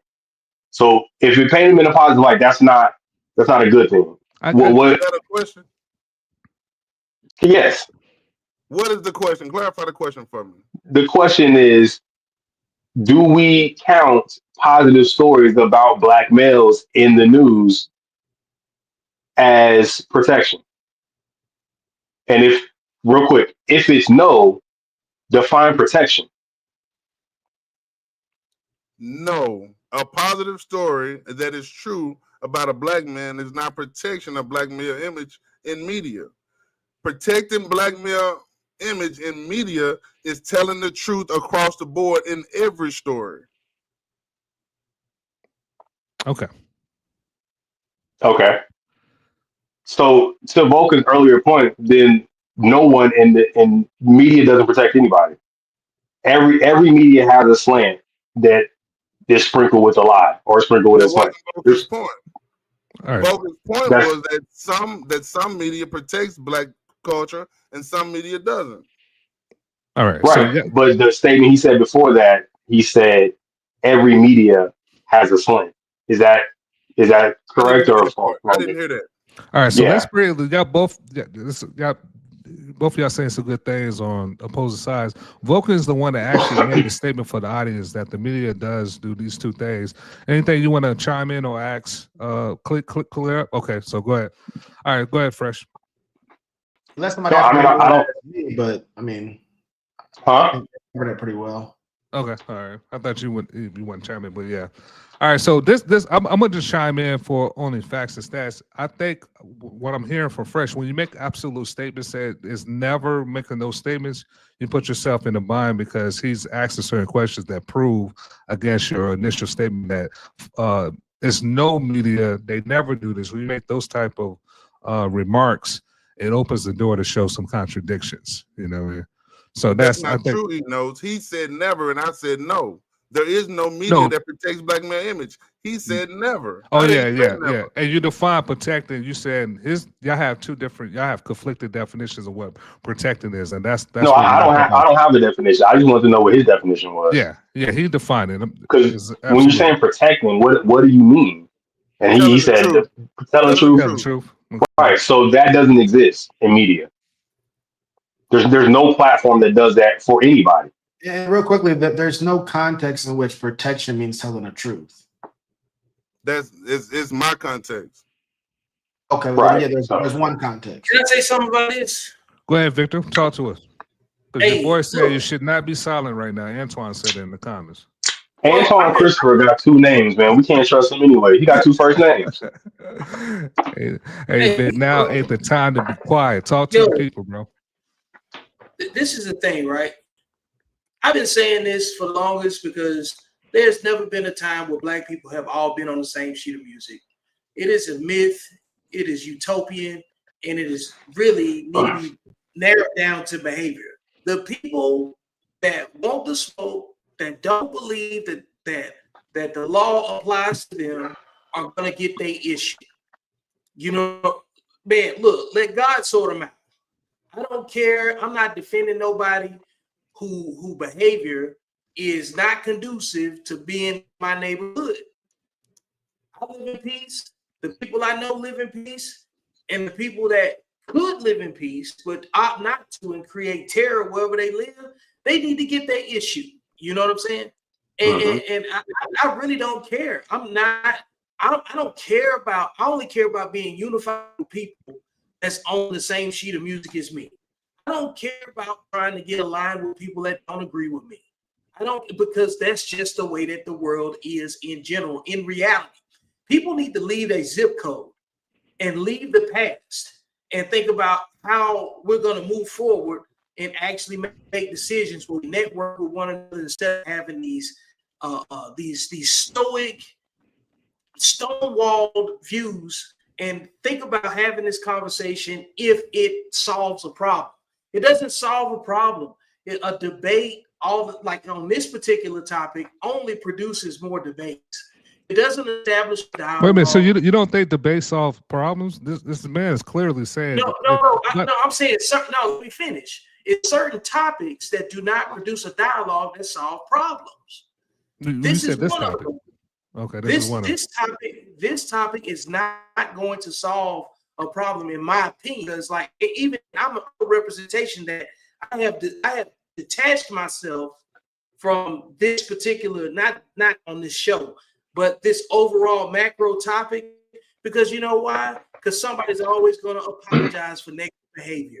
Somebody's going to always yes. And so it does, like, because all one person has to come in and do and say, okay, if now we got people on this side and people on this side, what we gonna call? No, I just want to interject. I get what Well, you said. Go ahead, Fresh. I was gonna say I agree with Victor because typically these conversations, especially amongst black people, especially amongst black men, come to a debate where we're talking about black male or black accountability. I can see if I was saying that all black people, all black men are evil. All we're talking is accountability. And to Victor's point, there's always someone that looks like me or looks like us that becomes an apologist, right? Only facts and stats clearly say he's actually a black apologist. That's the bigger problem. Black accountability is not saying that black people are the problem that other people are saying that we are. It's saying take accountability for the things that are true. Okay. All right. There's not a trope of a black man that's been posted on media in any form or fashion that I don't know someone that fits that personally. There's not a thug, there's not a killer, there's not a murderer, there's not a gangster, there's not a liar, a cheater, a thief. There's not any of those folks that have been put on the news that look like me or you that I don't know in person. All right. Let's get only facts and stats to respond to Fresh. I guess my response, the only thing I can respond to is I'm not a black apologist. I'm a black male apologist for sure. Okay. I think that being an apologist is just defending things when they might be controversial, right? That's not what the definition of an apologist is. Controversial or incorrect? Not incorrect. Definitely not incorrect. Well, I'm saying that you defend the black male image when they're being attacked with incorrect information. Absolutely. Okay. Absolutely. When false information is presented against the black male culture, I definitely stand against it. So, like something like African American males make up a disproportionate of the homicide victims and the homicide culprits. Is that something that you would agree with, disagree with? I don't know that not to be true. I would say that definitely violent crimes are most likely crimes of proximity. So black men are likely the culprits in the majority of black male deaths. Well, my question wasn't about right. So I think I don't understand your question. Yeah. The question wasn't about comparing, black deaths amongst each other because of proximity to somebody outside, but it'd be more so if you can compare when YT people, commit homicides on people that are not YT versus when black people do it versus when Asians do it. Would you say that in that situation, blacks do it at an exponentially higher rate? To each other and to others and outside. So to others, no, not outside. No. So like if you look at the rates of YT men unaliving black men and look at the rates of black men unaliving YT men, you can notice it's not even close. It's a. Why are you saying YT men? That's weird. I don't know what why are you taking a one syllable word and making it two syllables? Because I don't know none Let's of these fight about it. rules anymore. So I don't. If you can say black, you can say white. Yeah, I've been seeing YT. They're just colors, Vulcan. But yeah, you're probably hey, you ain't gotta protect the white man. He okay? He'll be all right. He can know we're talking about him. I want to know. Dang. Victor got Either that or Vulcan saying white men are too stupid to realize that YT is referring to them. Which one is it? Well, I know Victor's got a point. I do want only facts to address what I said when he gets a chance. So I don't know how you want to run that. He knows. I think I got lost. Can you go back over it? If black men are I don't mind going over it if you want. Yeah. Vulcan, real quick before you do that, are the stats that you're pulling from, are they confirmed stats? They're stats from a good source? Well, if you're asking like my personal belief on the topic, the stats I'm familiar with, yes, but I was more so throwing it at him, but yes, I mean like every single site that I've seen, whether it's black sites, white sites, Asian sites, they all seem to show the same. Yeah, that's all I'm saying. They're from an actual source and not from like a barbershop conversation. Yeah, because he referenced the FBI stats earlier. Right. So reporting. Yeah. So only facts. Yeah. Facts But my understanding of the stats is this: Black people unalive white people at a much higher rate than white people unalive Black people. Do you agree with that or disagree with that? I don't have any. You know, I'm actually looking to research it now. Let me see. I would love to talk about this part right here because I got you, problem. Victor. Oh my. If Fax is looking up something, go ahead and chime in, Victor. Okay, but let me say this, man. We're not focusing we're having a general conversation, obviously, right? But when you start talking about Black people, we're not breaking down which Black people are responsible for that. We're not putting the attribution where it needs to go. We need to keep drilling down where the attribution needs to go. And I'm It's telling niggas. you right now, exactly. It's the niggas. It's niggas. And the niggas are on the single parent side of the discussion more than the two parent side. Meaning that if you came from a two parent home, you're less likely to be on the negative side of the statistic story. Okay. I don't know. I know a bunch of fake gangsters on the northeast side of San Antonio who came from two-story, two-parent homes. Please be finished. I'm saying you might know, but we're talking about more than or less than probability versus possibility. Okay. We're talking about those that fit the behavior. And if you're not willing to deal with that part, see, that's the part where you really got to offend the Black community. You got to, you single parent folks that's made the heathens that perpetuate the madness that all of us got to go out here and fight the negative stereotypes about. You guys got to step up.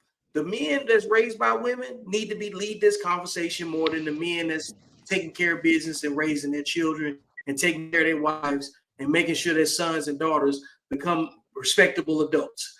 The single mothers that fit the parenthood model that drives most of the dysfunction and replicates it on a regular basis, that keeps reproducing with itself.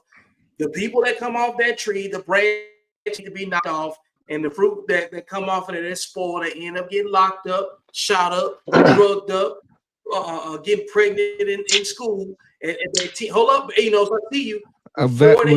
We had a dialogue going on, so I want to get back to the dialogue. Before they get to, you got to deal with specifics of this shit because we weren't raised like that. I'm 46 years old, and my parents did a pretty damn good job, and I ain't got no business arguing for the people that's running around getting locked up by the fucking National Guard. I don't fit it. I don't care, and I refuse. All right, Victor, the rep for the day. Words for the audience. He doesn't care. He said that numerous times. Nah, shout out to my guy. language. Well, All right, I'll say this about Victor's point, and I was going to address an earlier point that he made. So I actually feel him on 1.2, but go ahead. But the thing is, the main thing for me is this: what's specific about the Black community, or special or unique about this conversation about violent crime, is that we're culturally more accepting about that type of thing, violent crime. We're more accepting about it, and so people that are not actually, as Victor eloquently said, the people that are displaying that behavior, there are those who are just cheering on those that display the behavior. And it's celebrated in our community. Yeah, through our music, our movies, our media, we celebrate it more than any other culture. Celebrates the negative aspects of their culture. Yes, and I'll say it. I know only facts. I know he's looking some stuff up. I'm ready to hear you whenever you're ready. But the last point I want to make is, within the Black community, it's celebrated on two levels. It's celebrated obviously in the younger pop culture level, with as freshly said, the music, but it's also celebrated by the intellectuals, Black intellectuals, because again, Black intellectuals tend to be very liberal, tend to be very progressive, left-leaning. I'm not judging it, but meaning they're very much against patriarchy and imperialism and colonialism and stuff like that. So even the criminals in the community, they look at it as it's their way of sticking it to the man. So they may not approve of the criminal behavior, the violent criminal behavior per se, but the general movement to fight against the oppressor, they tend to be more sympathetic towards. You see that with Michael Eric Dyson with Nipsey Hussle. how favorable he speaks about Nipsey Hussle, who's a part of one of the most. A criminal. Just say it, Vulcan. He's a criminal. He's a criminal. He was a He's a criminal. celebrated criminal. He's a criminal who celebrates his criminality. He doesn't. You got a lot of black intellectuals who celebrate and champion a lot of these guys who are criminals that are very gifted and talented criminals. But the thing is, my point is saying that that's one thing that's unique about our community is that the intellectuals do it and our pop culture does it. From childhood. All right, so from very early on. I want to bring this up. So this is what I did find. I did find that that there had been 533 victims of homicide that were white, that were perpetrated by black or African American people. There were 243 black African American people who were victims of homicide committed by white people. But something I did find that was very interesting was that where black on black homicides were 2,570, white on white homicides were actually more. It was 2,854. Real quick, just to clarify, he said disproportionately. So we're talking about proportions here. We're talking about ratios. So white people, there's just more white people, so that number is going to be higher. It's 5 times at least more white people. It's 5 times higher. So they're going to have more white on white crime. But proportionately, that was a statement that Vulcan made earlier when he made a statement about the crime stats. He said black people disproportionately commit violent crimes against each other and white men. His question was did white people commit homicides against black people more, or did black people commit homicides against white people more? That was his question. No, I didn't speak. I said it wasn't. But my point is, I didn't address his question. I said his statement. Right, so his statement leading up to the question contextually was based on proportionate. All right, first he said a statement. Vulcan for facts. Vulcan said he didn't say that. That's not the question he asked. No, I understand. The question you asked I was addressing facts and stats, not you, Fresh. I was. That wasn't. No, Vulcan said no. That's not what he asked you. Wait, he hasn't responded. He's drinking. My question that wasn't your question. Yeah, no. My question again, and committed more homicides than others? Yeah, my question had disproportionate and exponential in it. So it was. Bro, you should rewind the question, bro. Yeah, so it was a comparison between. You should rewind the question, bro, because that wasn't your question. Your question was very simple. When we were talking. Who does it more? Who does it more? Yeah. No, that was never the question. Because again, the whole reason why I'm bringing up proportions is to deal with the fact that we're dealing with ratios. Yeah, that his opening statement to even lead up to the question started with disproportionately, and that's why I got this. This is one of the top statistics make people angry. So let's throw some more out. If black and Hispanic people are taken out of the equation, the U.S. and its 400 plus million registered firearms will have one of the lowest firearm homicide rates in the entire world. And this is the stats: firearm homicide rate per 100,000 people. Dealing with proportion. Vulcan as Fresh is echoing the ratio. So U.S. blacks, you see it right there, 19.8. U.S. Hispanics, 6.4. Finland, going on, so on. U.S. white is 1.7. Canada is 1.8. France is 2.6. So this is the stats. And those are proportions. Like when you're talking about, those are the proportions of that community, right? So yes, white people, we're talking about that percentage of white people, right? Yeah, out of 100,000. Okay. Yeah, per 100,000. Okay, it is a per 100,000. Okay. Yeah. So that's firearm homicide. Just if I wasn't clear, firearm homicide rate per 100,000. This is all over the world. All around the world. Yeah. Yeah. So I just wanted to bring some more context to the conversation. So. Yeah, just I chime in. I like what all y'all was saying, but what stands out, what Fresh and Vulcan are saying is, yes, there's more white people in this country, but we do the homicide at a more alarming rate, and what like you said is in proximity. And So real quick, I want to per clarify capita. That's what I'm trying to say. Per capita. per capita. Yeah, we're not against. I'm very pro-black. So when we're talking about accountability, I want to re-emphasize this is not when I'm saying black people should be accountable for the things that we actually are doing. This is not me denying the fact that what only facts and stats is pointing out exists. It just doesn't exist on its own. What am I pointing out that exists? That there's media slang that doesn't favor us. So I'm not saying it's not reported disproportionately.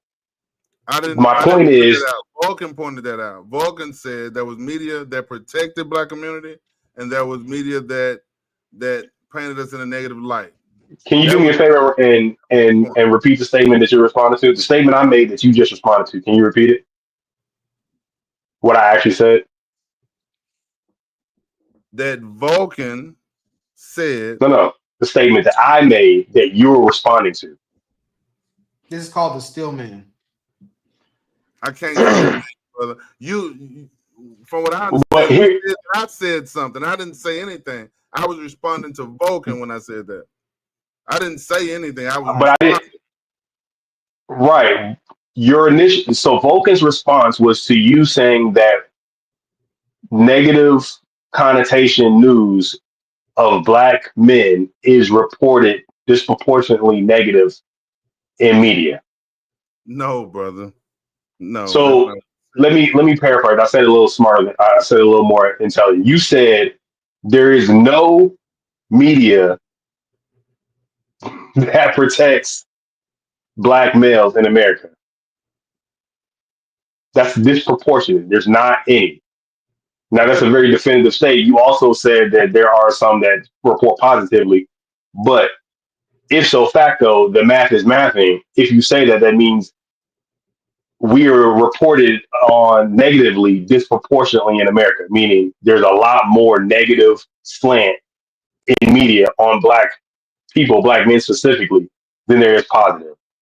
Is that something you agree with or disagree with? I disagree with any statement that is contrary to that. There is not a media that protects black male image in America. So so again, the reason I asked you to still man me is because I don't think you're actually listening to what we're actually saying. I think you're summarizing and interpreting what is being said, which is not intellectually uh, honest, right? When you're responding to something where you think you understand what I said, but it's not actually what I said, we're not on the same page. What I'm trying to do right now is get on the same page. So you said we are not reported positive images of black males is not reported as much in American media as negative images of black males. Is that something you agree with or disagree with? I neither disagree or agree with it. I don't know. Do you guys see what's happening right now? I don't Now know. when we go back and watch this show in full, what I just said, you said multiple times earlier in the conversation. I said what? Well, That part of the the black issue the is black male is not represented positively in American media. He's not. Intentionally, he's not. But that's what I But just said. This is my point. you made the point. But you made the point, and I agree with that. Sometimes media does show positive stories about black men. I agree with that point. No. Again, I just stated what you just stated. And you say you don't agree with it, or you don't agree or disagree with. All I was doing was still manning your topic, which you said, "Hey, I don't agree with that," and then turn around and said the same thing. This is my like. If you actually listen to what I'm saying, we can have a conversation. It's not. I'm not being. Uh, I'm not trying to be. I'm not trying to agitate. I'm saying I'm actually saying certain things that you were saying, and I think in your. I don't know if you're being adversarial or you're just not hearing me, but I'm saying what you're saying. I'm confirming what you're saying, and basically, you're saying you didn't say those things, and it seems like you're saying that because it's a part I said it. But my point is I parroted what you just said to you multiple times, multiple different ways, and you disagreed with them all, and then turned around and said the exact same thing. And the proof is there, right? The show is going to be there. So when the show goes on, you can go back and All right. watch it. So how Absolutely, the about show would be there, and the show would show all that I right? was responding to Vulcan when I said what I said. All right. So we're gonna go ahead and close. I got you. We're gonna go ahead and close the segment out. What do y'all want? We just go each individual. What y'all want to leave the audience with about this topic? Let's start with only facts and move it all around into with Vulcan. What do you want to leave the audience with about this topic? Start with only facts and stats. That black fatigue does not exist. That black people actually live in a constant state of, microaggressions and, subject to incidents of racism that have impacted them. But that what is really going on is white fatigue, where, they have become so caught up with showing the black male in a negative light, and us and me not getting a chance to get to the point of us achieving in spite of has not caused them to now make up reasons for the world to see us negatively, and and is now causing them to begin to attempt to create a Okay. a new identity for black people with this black fatigue myth. Okay. Got you. Good stuff. Fresh Snipes. What do you want to leave the audience about this topic? Black fatigue is not a thing so far as everyone is fatigued of something. So All right. if the fatigue applies to everyone, then there's no such thing as black fatigue. There's black people who are tired of stuff, white people who are tired of stuff, Asians who are tired of stuff. It's all about it's a difference in perspective. Everyone sees something a certain way that fatigues them. All right, my guy Victor. Black fatigue I don't care. No, is just black fatigue is a narrative that is associated with the single mother population and its behavior. I don't care what nobody says. It is a result of being overmothered, underfathered, too many children out of wedlock, and too many black men making excuses and black women making excuses that they wouldn't accept from their own children. We bring up black people, they say, well, what about white people? Well, what about this? Or well, what about that? Those ain't my kids. Never gonna, yeah. Them kids don't live here. Yeah, they don't live here. What about exactly. them? Yeah. If your own kids said what some of the stuff that I've heard up on the night said, you slap their lips off. We're talking about our problem. You know what I'm saying? And if we can't be agreeable that you got to pick a side, that over here there's a solution. We got too many people on the fence that don't want to be offensive, but we're offended by everything and ashamed of nothing. Don't want to address the problem that deals with a specific demographic, and it requires judgment. And that's the thing that we don't like. But we make judgment every day, and then we get up here and say, I don't want to judge, but you make judgment on every single thing. You know what I'm saying? One way or another, you make a left or a right, but you can't make a left and a right at the same time. So until people get off the fence about this and quit being offensive and worried about everybody's feelings, then I am off board with trying to understand why everybody else feels so impassioned about being apologetic about it. Because you wouldn't do that for your own kids if they disrespected you and anything that you did, but we do it collectively, like Vulcan said, the intellectual will make an excuse and make room for stupidity, chaos. I think they would do it for their own kids. That's the biggest problem. They wouldn't say they would do it, but actions speak louder than words. They are doing it. And I'm talking about principle, of course, they wouldn't allow that. And then, but in practice, they might do too. But what I'm saying is, online, we get up here and then all of a sudden we're so precise about everybody else's issue. But when it comes to us, I don't know. I don't Blind know. spot. You know what happened? Well, it's part of our culture. Disgusting. Yeah, it's so part of our culture. No, man. Look, good behavior is part of our culture too. That's the part that established our culture. Good behavior. But nobody wants to talk about it from a disciplined mindset because it would challenge the fact that they were probably raised by a ratchet mama. And they got some ratchet people on the other side of their family they never want to talk about. They got some thought daughters. They got a gay son. They got all types of promiscuous tomfoolery. They got pedophile uncles, and they don't want to deal with none of this stuff because all of them trying to hump the pastor on Sunday. All right. Dang, that's crazy. Hey, All right, listen. so And next summer we're gonna have an event. All right, 100 single black mothers versus Vincent. We're gonna put them in the ring and give them all. he would like We're that. gonna give them all. We're gonna give them all 10-ounce gloves and let them go at it. Tell them to come see Victor. I want all Yeah, the Anton said put them in the accountability. ring and let's see who comes out alive. Anton said accountability is like kryptonite to black people. Wow. Wow. Get out of that's some my good stuff. Y'all comments did. and get on camera. That's some good No, stuff. real quick. Accountability is kryptonite to people in general. Facts. Most people don't want to take accountability, but the conversation we're having is about our community. Facts. Look, accountability is kryptonite to undisciplined people. There's Run your mouth, Victor. There's disciplined people and there's undisciplined people.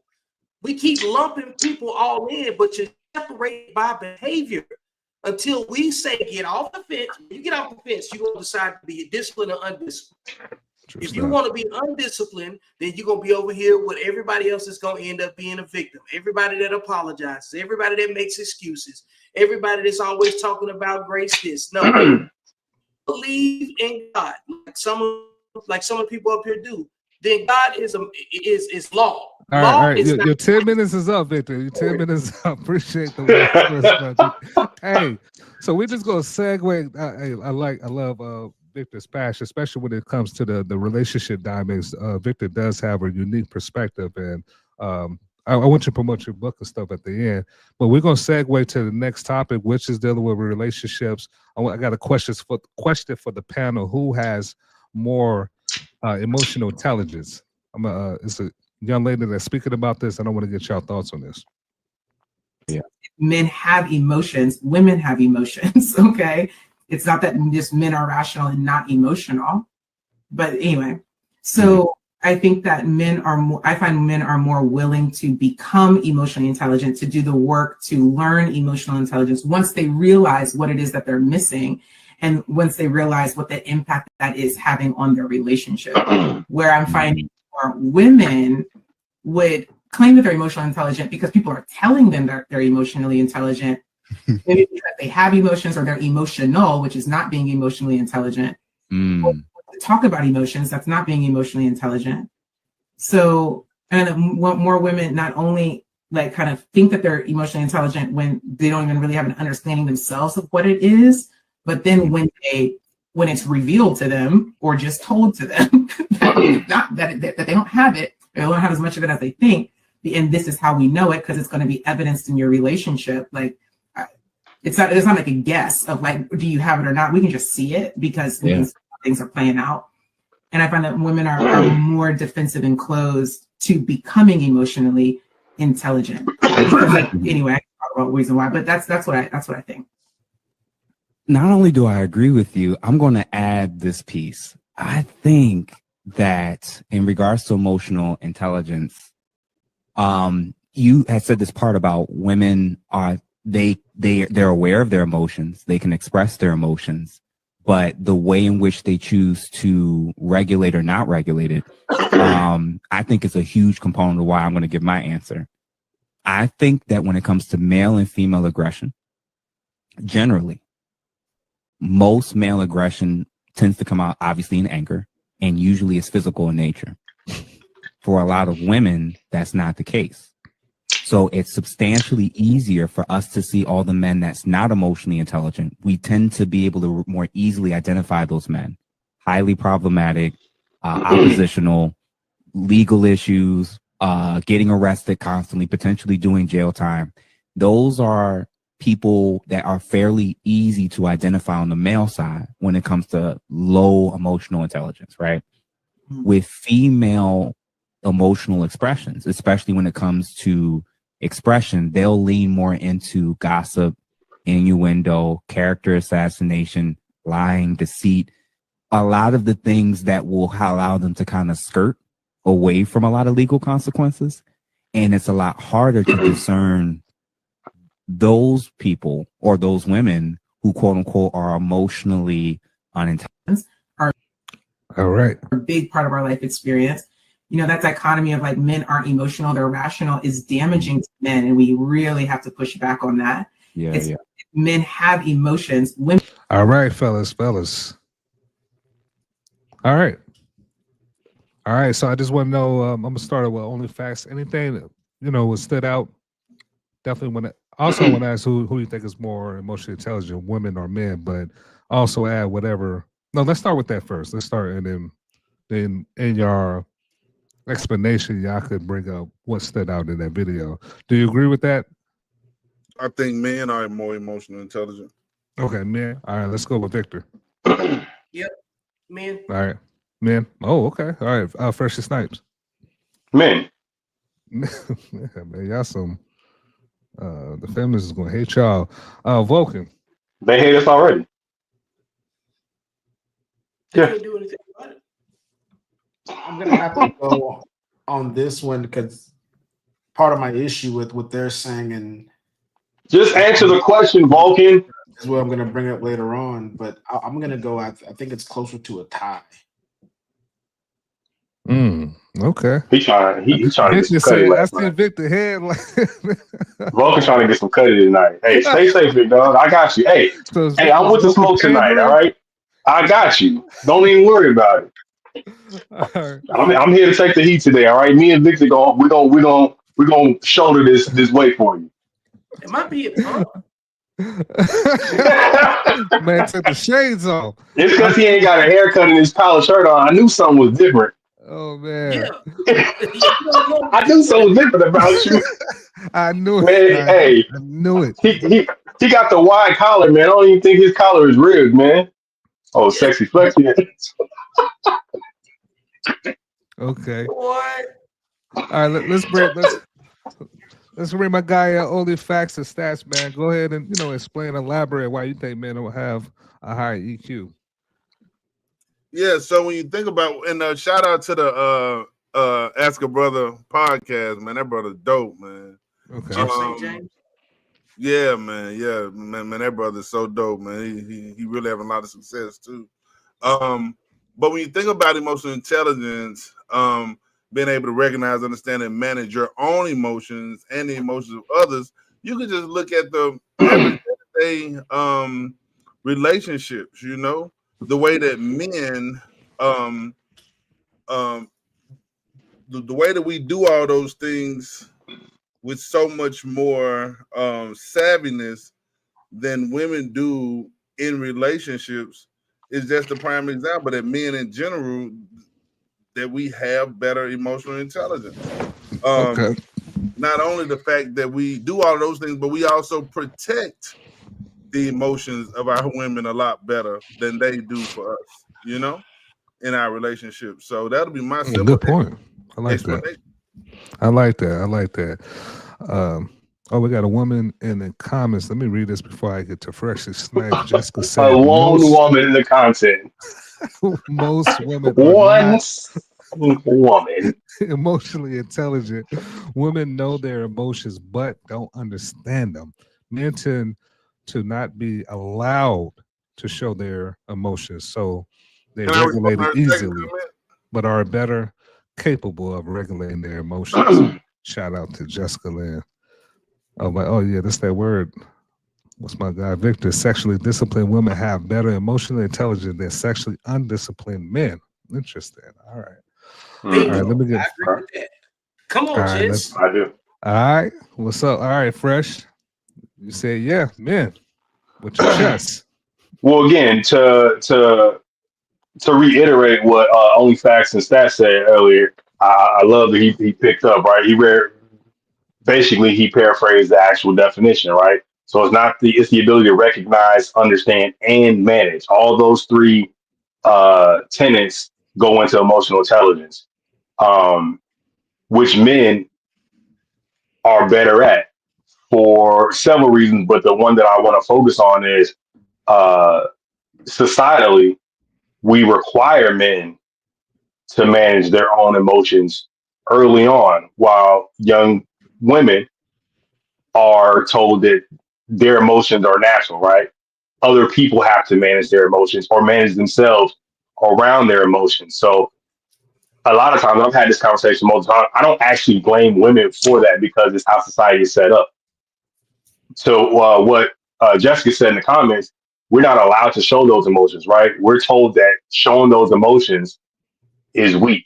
So we're taught to manage our own emotions, and then even as we move into the relationship phase where we're dealing with women, it's so common that it's memeable at this point in time, where men got to deal with, they got to work around, they got to adjust, they gotta address and manage their young lady's emotions because she's a young lady. She's not seen as weaker because of it. She's not seen as less of a person because she has her emotions. Her emotions are allowed to be unregulated by her because guess what? That's our job. You got to deal with that, not me. I had a bad day at work. I come home, I take it out on you. You can't hold me accountable for my bad attitude. You're Hmm. my protector, right? And that's when the traditional man is called upon, right? In those moments. Oh no, you're the man. I'm supposed to be able to do this, right? You should never. I don't know who said this. Don't argue with women. Oh man. Me? He's on the spot for Was it Yeah. Victor? Yes. Okay. So in the Watchmen, I know that goes into a little more detail. I think actually now that I remember, we dove into it a little bit more into the context of that statement. But you're not the only person who share. You're not the only person who I've ever heard say that. And most people are talking about period, right? Don't argue with women because they're women. But if you dig a little bit deeper, it's mostly because what we're talking about right now. Why would you be arguing with women when they're not emotionally disciplined? Where are you going to get with that? all So right. I think it's mostly society's fault, and we continue to perpetuate it. We're in a renaissance now where we're calling out and requiring accountability, and we have women like Jessica who are calling that type of stuff out. So I think we're getting somewhere, but we got hundreds of years where that wasn't the case. All right. Let's bring my guy Victor in here. What's up, man? Man, if women were more emotionally intelligent, we'd live in a matriarchy. Okay. The government would be matriarchal. We would have, we wouldn't have to have um, deliberation about women's rights. Men would automatically be subservient to women. We would do everything for them, but it's not the case. You don't have a credible institution of ethics and control without men being part of it. We complain that women being part of certain institutions disrupts the fabric of how an institution runs. We don't really understand consequence through a woman's eyes because typically they raise children that never get told no and they end up getting locked up, like I keep saying. A Unless there's man, a man in the house saying a the man, nose. there's plenty of studies that confirm that men are the stewards for emotional control because they keep saying that we need more fathers in the home. Why? Because they need the men there to help the children regulate their emotions. They don't talk about women helping children regulate their emotions unless they're single parents, bro. Like the men are there to help everybody process and rationalize consequence. Because guess who gets their freedom threatened for no reason all the time? It's not women, it's men. Okay, who issues consequence? God's law is about consequence, right? And authority. You can't effectively administer authority and not cross the line of being a dictator without a man having enough emotional control to know what's good or bad for people. Because, like y'all said earlier, men also manage the emotions of other people, the expectations of other people. Men civilize the world so men and women can cohabitate and create children with each other. And if men really wanted to run it the way they wanted to, 1,000 men can roll up and detain 10,000 women, and women couldn't do nothing about it. But if you took 1,000 women, they couldn't contain 100 men without arguing over who pretty enough to lead them. My God. Yeah. And before I go on that statement, women will make a baby with the wrong man, but they make a sandwich for the right. There's no emotional control in that. Flip that. Don't you ever say Hey, Enos. What's up? I stole that one, bro. We definitely should have had a woman on for this topic. Shut up, man. Hey, regardless of how right we are, we look crazy right now. 5 men on women gonna be like, of course they say that's all niggas up there. Damn. I'm gonna get my wife to react to it because she Hey, I'm nobody's inward, man. Calm down, Enos. My brother. Yeah. Let me bring Black King. Yeah. Calm down. Look at me, King. All right, shout Vulcan. What's your thoughts? You the only one on this. Well, Vulcan's gonna be the voice for the women because he says it's like a tie. So be the voice, man. Hold him down. Vulcan gonna be the feminine voice in this conversation. Yeah. So yeah, for me, I mentioned that it was closer to a tie, and I didn't like the way the two people on the show were approaching the conversation. I think that that exchange, I didn't think it was all that helpful. It was helpful to some extent, but I just think anytime you're approaching a conversation, what you want to first do is get all the variables on the table. So one of the things about we're talking about emotional intelligence, it encompasses a lot of factors from how you're able to feel things or vibe things or discern things outside of yourself to how you regulate your own self. Now, what the studies seem to suggest, what we observe in real life is that men are better at some aspects of EQ and women are better at some aspects of EQ. Then you have to get into parsing it out, which one's happening more. So if women happen to be better at the one that we do more often, then does that make them better? Or does it mean, or do we rate them differently? Is regulating your emotions higher than being able to read a room better? You see what I'm saying? So everybody's gonna have their own rubric on how to determine that. There's no tablets from the heavens that's gonna tell us which EQ variable is higher on the list or hierarchy than the other one. So that's why I say it's more closer to a tie, because of the fact that they're just women meant to be stronger in different aspects. So all I want the audience to do, and anybody on the panel, is just ask Google, ask AI, what are the different variables that go along with emotional intelligence? And you're going to see a list of like 10 to 20, 30 things. And then you go through each one and say, which one do you think women are better at? Which one do you think men are? Then you can tally it up that way if you want to, but that's only going to get you halfway there. Then you got to figure out which one occurs more. Men may be better at one than women, but that may only occur once a month. And the one that women are better than men at may occur 5 times a month. So that's when you start to get into the weeds of the whole issue. Can you put I think it was Jessica's comment back up? I don't know that I agree with that comment that she made. Sexually disciplined women have better emotional intelligence than sexually undisciplined men. No, be on her side, bro. Yeah, I don't know that come over here. You on her side? Yeah, I don't know that to be true. I mean, sexually disciplined women aren't necessarily more emotionally intelligent than sexually undisciplined men. That's not even relevant. Emotional discipline doesn't have much to do with sexual discipline. So I don't get the correlation there. You got disagreement. Those are two different topics. Somebody's emotional intelligence and somebody's sexual. Hold on, Victor, you want to respond to that?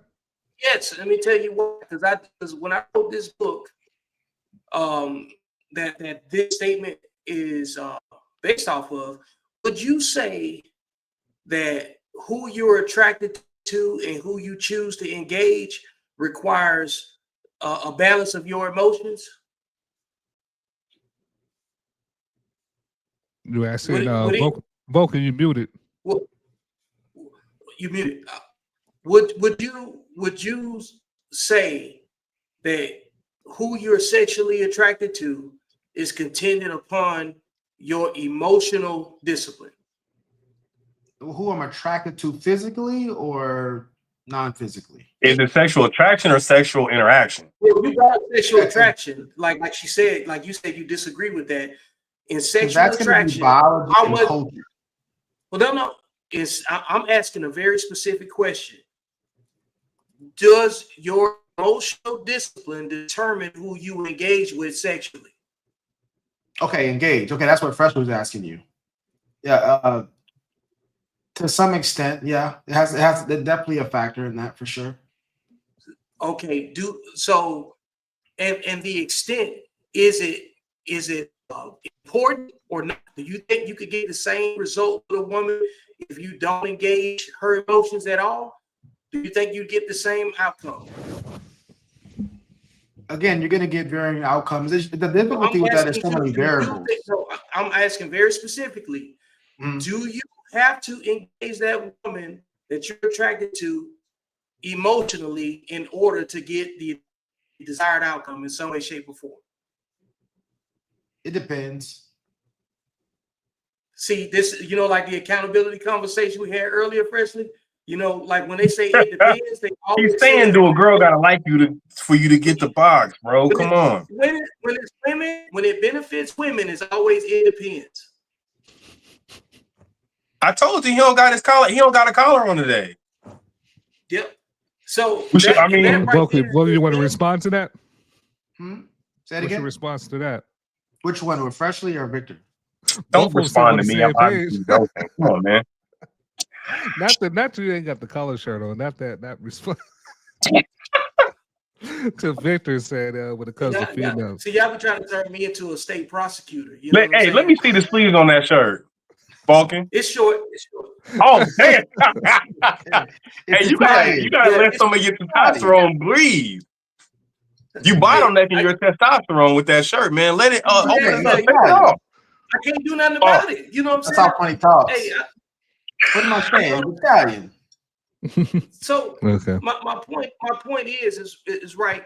When you can't answer something directly, it's because your emotions are blocking you from making the choice. It's not your intelligence. It's not other information. It's you either will do it or you won't do it. See, emotional intelligence is a level of manipulation involved too, because there's some people that have to be a lot more crafty to engage and get some sex, right? At a minimum. So they have to lie and have to play on somebody's emotions, right? Who does that more, men or women? Okay, well, real quick, I just want to make sure, what's the disagreement you have? The disagreement here is that he said that he disagreed with Jessica's statement about sexually disciplined women have better emotional intelligence than sexually undisciplined men.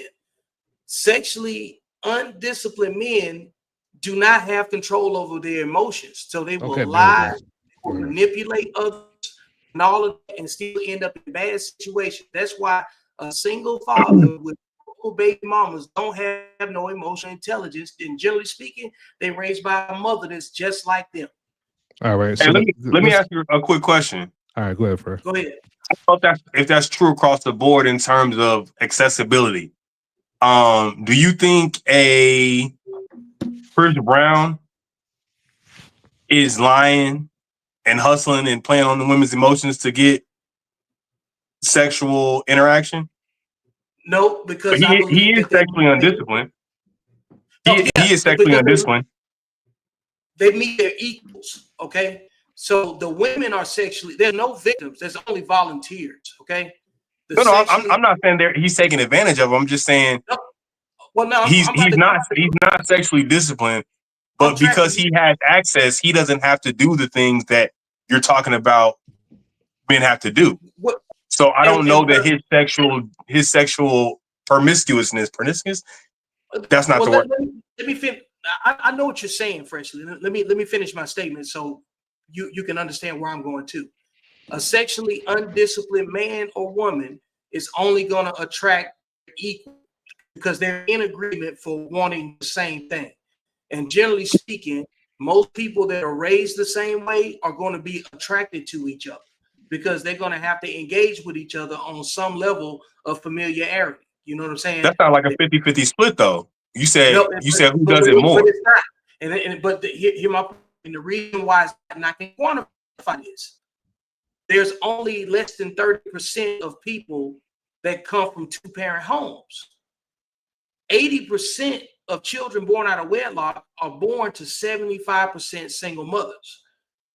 Those women reproduce with a percentage of men that's less than 20%, and they're all raised in the same home format without fathers. So the people with less emotional discipline, which is quantified by the prison statistics and all the other mental health data, because, oh yeah, and of course, 15% of women are also on antidepressants.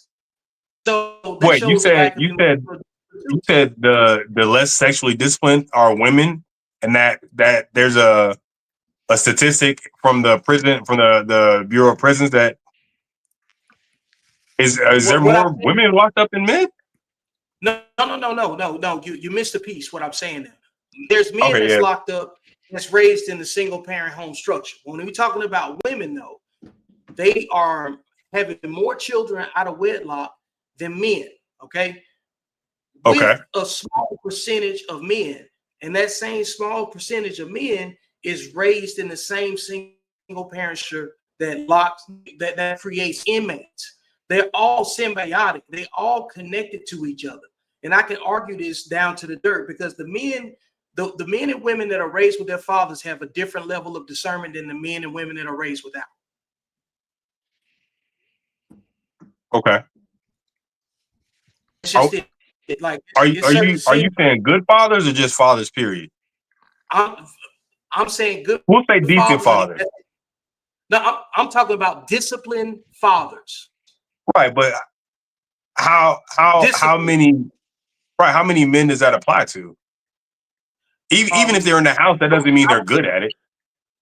Well, here that's nuance, and what I'm saying is because like when you start talking about But in a good, bad, conversation like this, where we're talking ratios, nuance is important because it puts numbers on the other side. okay, I get that part, but accept what I'm saying is true when I'm saying it, okay, and play along. Wait, no, right? that's not how the show works. Well, no, but I Right. get that, but understand what I'm saying because you may not have to ask certain questions. I might answer it if you could just go along with what I'm saying in theory, right? Because I've actually done the research on this. That's why I'm willing to entertain the question. So No, I understand that, but I don't. yeah, All right, because fellas, generally we got speaking, one more topic. I want y'all, if y'all go ahead and well, okay, give the your number close one statement. argument that quantifies poor behavior of children in a home is the absence of the father. So you can't have Right. that argument and then say that people that grow up with fathers are more emotionally intelligent. Okay. All right, so I look at Victor. Wait on fresh. So so all right, so that's why I just want for our viewers and audience, Victor's going. He said his closing statements what he want to leave the audience with. I want Fresh to do the same until we get to the last topic. What do you mean leave the audience with? Oh, in terms of the overall topic? Yes, sir. Yes, sir. Yeah, I mean, society has shaped us to operate how we operate. That doesn't mean it's right or wrong. It just means it's acceptable for men to, we're taught as young boys to manage our emotions. We're taught whereas women are not taught until they're damn near adults that their emotional, their reactions or their decisions based on emotions have consequence, right? Men are taught as young boys to deal with failure, right? You may not be tall enough. You may not be fast enough. You may not be strong enough. You're gonna fail early, right? You may not make the team. You may not be on the first you may not make a team. You gotta work harder. You have to put your emotions away. You have to go back in, you gotta grind. women are told from the get-go, you're beautiful, you're a princess, you can have whatever they want. And to some extent, it's our fault in terms of men, right? We perpetuate that continuously to this day. I know bald-headed fathers across the world that tell their daughter it ain't nothing they can't have and ain't nothing they can do. And because, we set that up, that's how it is. So while I think men are more emotionally intelligent, I think it's because it's been designed that way thus far.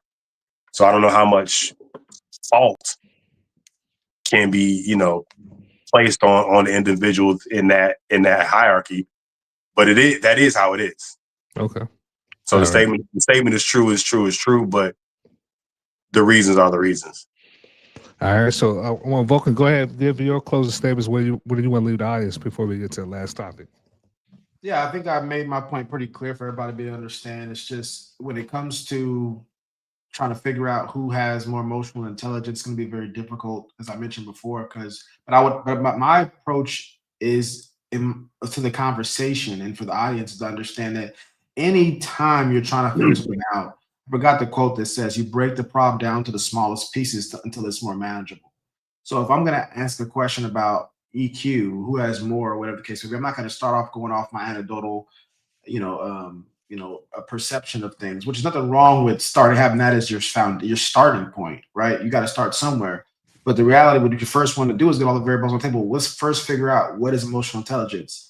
Let me get a list from a book, from the internet, whatever it is, and then you go point by point, and then you see which one you think is more towards the ladies, more towards the men. You may have to do a little bit of research in there, and then you can come up with some kind of starting point. Then you got to figure out which one happens every day.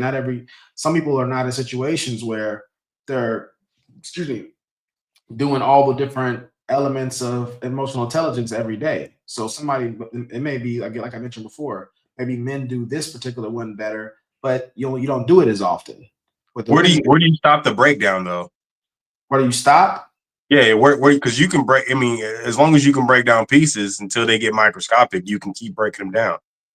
Well, at some point, you break it down till the problem becomes unmanageable again. Got too many pieces.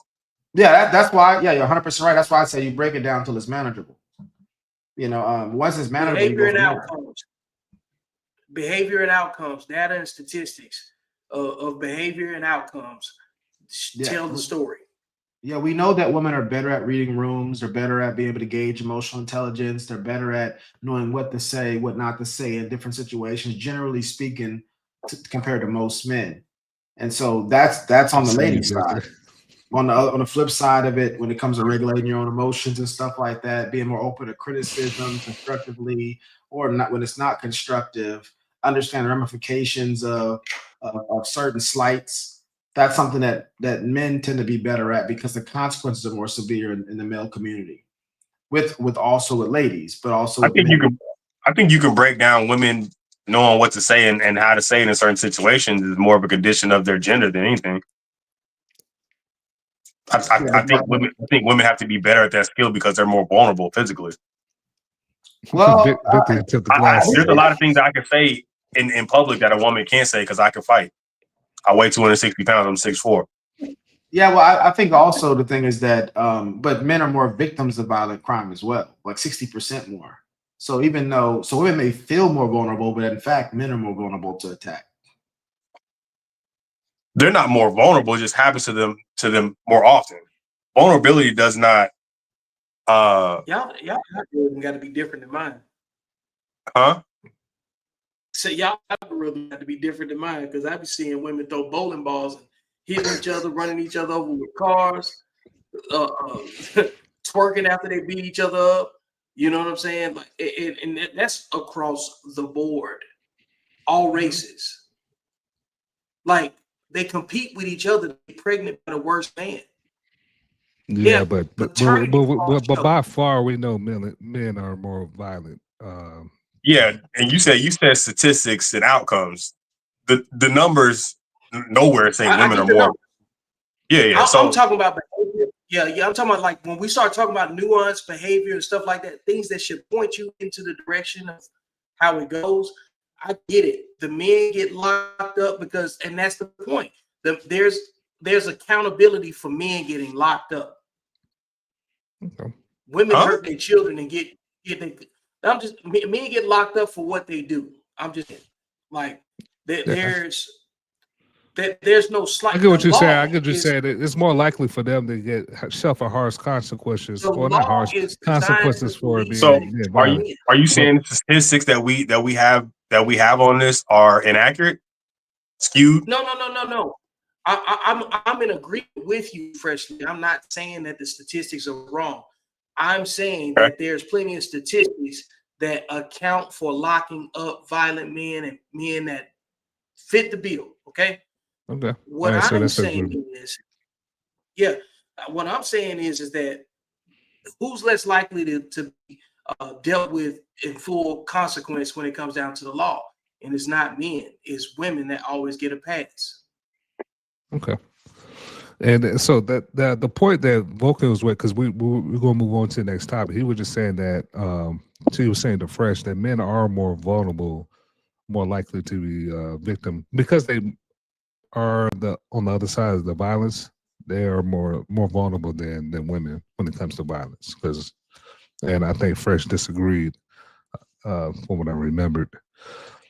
Okay, so I wonder, Fresh, we will just move because we got like a few minutes left. Let's just move on to the next topic. And I want to get y'all thoughts on this next video. I I want hate to to, point out that we are yeah. stepping on a lot of Vulcan's points and talking time. It's okay. I just want to acknowledge that we're doing it. Well, I told Enos before the show I was gonna let everybody else have the floor. That's why, even with stats and facts, I'm like, it's not a big deal. I mean, I told Enos for the show. I'm I'm not saying along. you have a problem with it. I'm just being Yeah, accountable for what I know is happening. yeah, it's cool. Yeah, for sure. But I'm enjoying the exchange from everybody, so I'm just having fun. Yeah. Y'all didn't even let Vulcan talk. Talk all the time. Yeah. It's my turn. All right, fellas. Oh, is that Keita Rose? Yes. No, I don't know. somebody else is delusional. Let me hold on real quick. What's up? Because what's she about to say? I want to get y'all thoughts on this. You ready? Fresh? Go ahead. All right, let's go. If I'm walking down the street and I see a black man with a white woman, there's a weakness in him. Ooh. Something in him is weak. Keita Rose. On the other side, I think when I see a black woman with a white man, despite all the historical context that we know that sits behind that, I think, she must have got she's tired. Like she must have got so fed up that she's getting to rest now. She's getting to rest. Shout out to Angry Man. Talk to us, Victor. Agree or disagree? Man, it's do I agree or disagree with her? Sure, I'll agree with her because she can only talk about what she sees. All right. Hey, it's my Come sound. on, Victor. Be more controversial. Golly. No, I'm coming back, bro. It's okie doke, man. Let me do my thing. All right. So you said you agree. Let's bring it on to Fresh. Sure, I will accept her premise. All right. Fresh, talk to me. For context, I actually do agree with Victor because she's only saying what she thinks. I disagree with her premise. All right. I think her premise is incorrect. The way what she thinks when she sees that is incorrect. Vulcan. Yeah, I think the root of her philosophy is going to be grounded in some type of form of Marxism.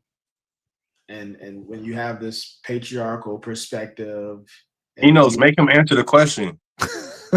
Do you agree or disagree? Agree or disagree? Appreciate that, Fred. Yeah. So for me, I would say that I heard the Marxists. I'm like, well, we going there? You get out of hand. Yeah. You agree or disagree? So I would say that I'm sure that happens. What she's saying is true at times, but generally, I think she's missing the boat on that one. All right. So last time, let's talk to me, Victor. So I agree with her because she can only have what she can afford, and it don't have anything to do with money. See, from the perspective and what she's speaking on, right? It's based on the men that she can't attract and all the men that have rejected her and every man that she chose that probably didn't work out. Women can I should have only never speak doubted on, you, Victor. I told you. Look, you gonna quit being I should have never disrespectful. doubted you. Look, y'all gonna stop being disrespectful up here, man. Respect your elders, man. Like, look, He gonna give she you had what you want every time. every time. I don't smoke. Like, no, like women can only look. Here's the thing: women's criticism of men is only based on the men that they can get kids from, sex from, and attention from. They can't talk about the men that they can't attract. They can't talk about the men that don't want them. So it's rightfully so and stifled, and it's a source of being emotionally wounded, like I talked about before, where they can look at a black man in an interracial relationship and automatically default to weakness because that reflects the type of men he's had the most experience with. And generally speaking, those women are raised by women that had the same outcome with men. So it's only right that they have a misandristic view of the men that they can't attract.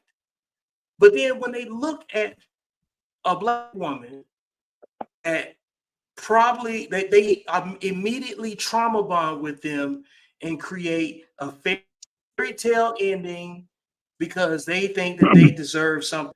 Really, nobody deserves anything because the source of entitlement that is associated with a black woman's utopian view of relationships, it really is insulting still to white men because they act like they settle for white men and then try to act like black men lost when they got chosen by someone outside of their race.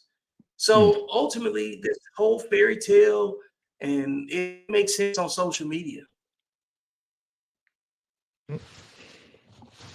Oh, see, it'd be lag. Okay, I got you. Because sometimes your screen will pause. Like, no, you stop talking or not. All right, shout out to Victor. What's up, Fresh and Snipes? I'm gonna keep mine short and concise, man. I disagree with her because she's obviously arguing from a place of bias, a very small bubble of her own experience. Is not an objective opinion or thought or statement that she made in any form or fashion. And to her credit, she actually is not saying that. Now we're taking we're taking a bit of a leap, not a leap that doesn't make sense to take, but we are. She's not saying that that's what's happening. She's saying this is how I look at it. It's just a flawed point of view for the sake of the conversation. Yeah, she said it with passion. It's something weak in him. Yeah. That's what she thinks. Emotion in that, man. Yeah.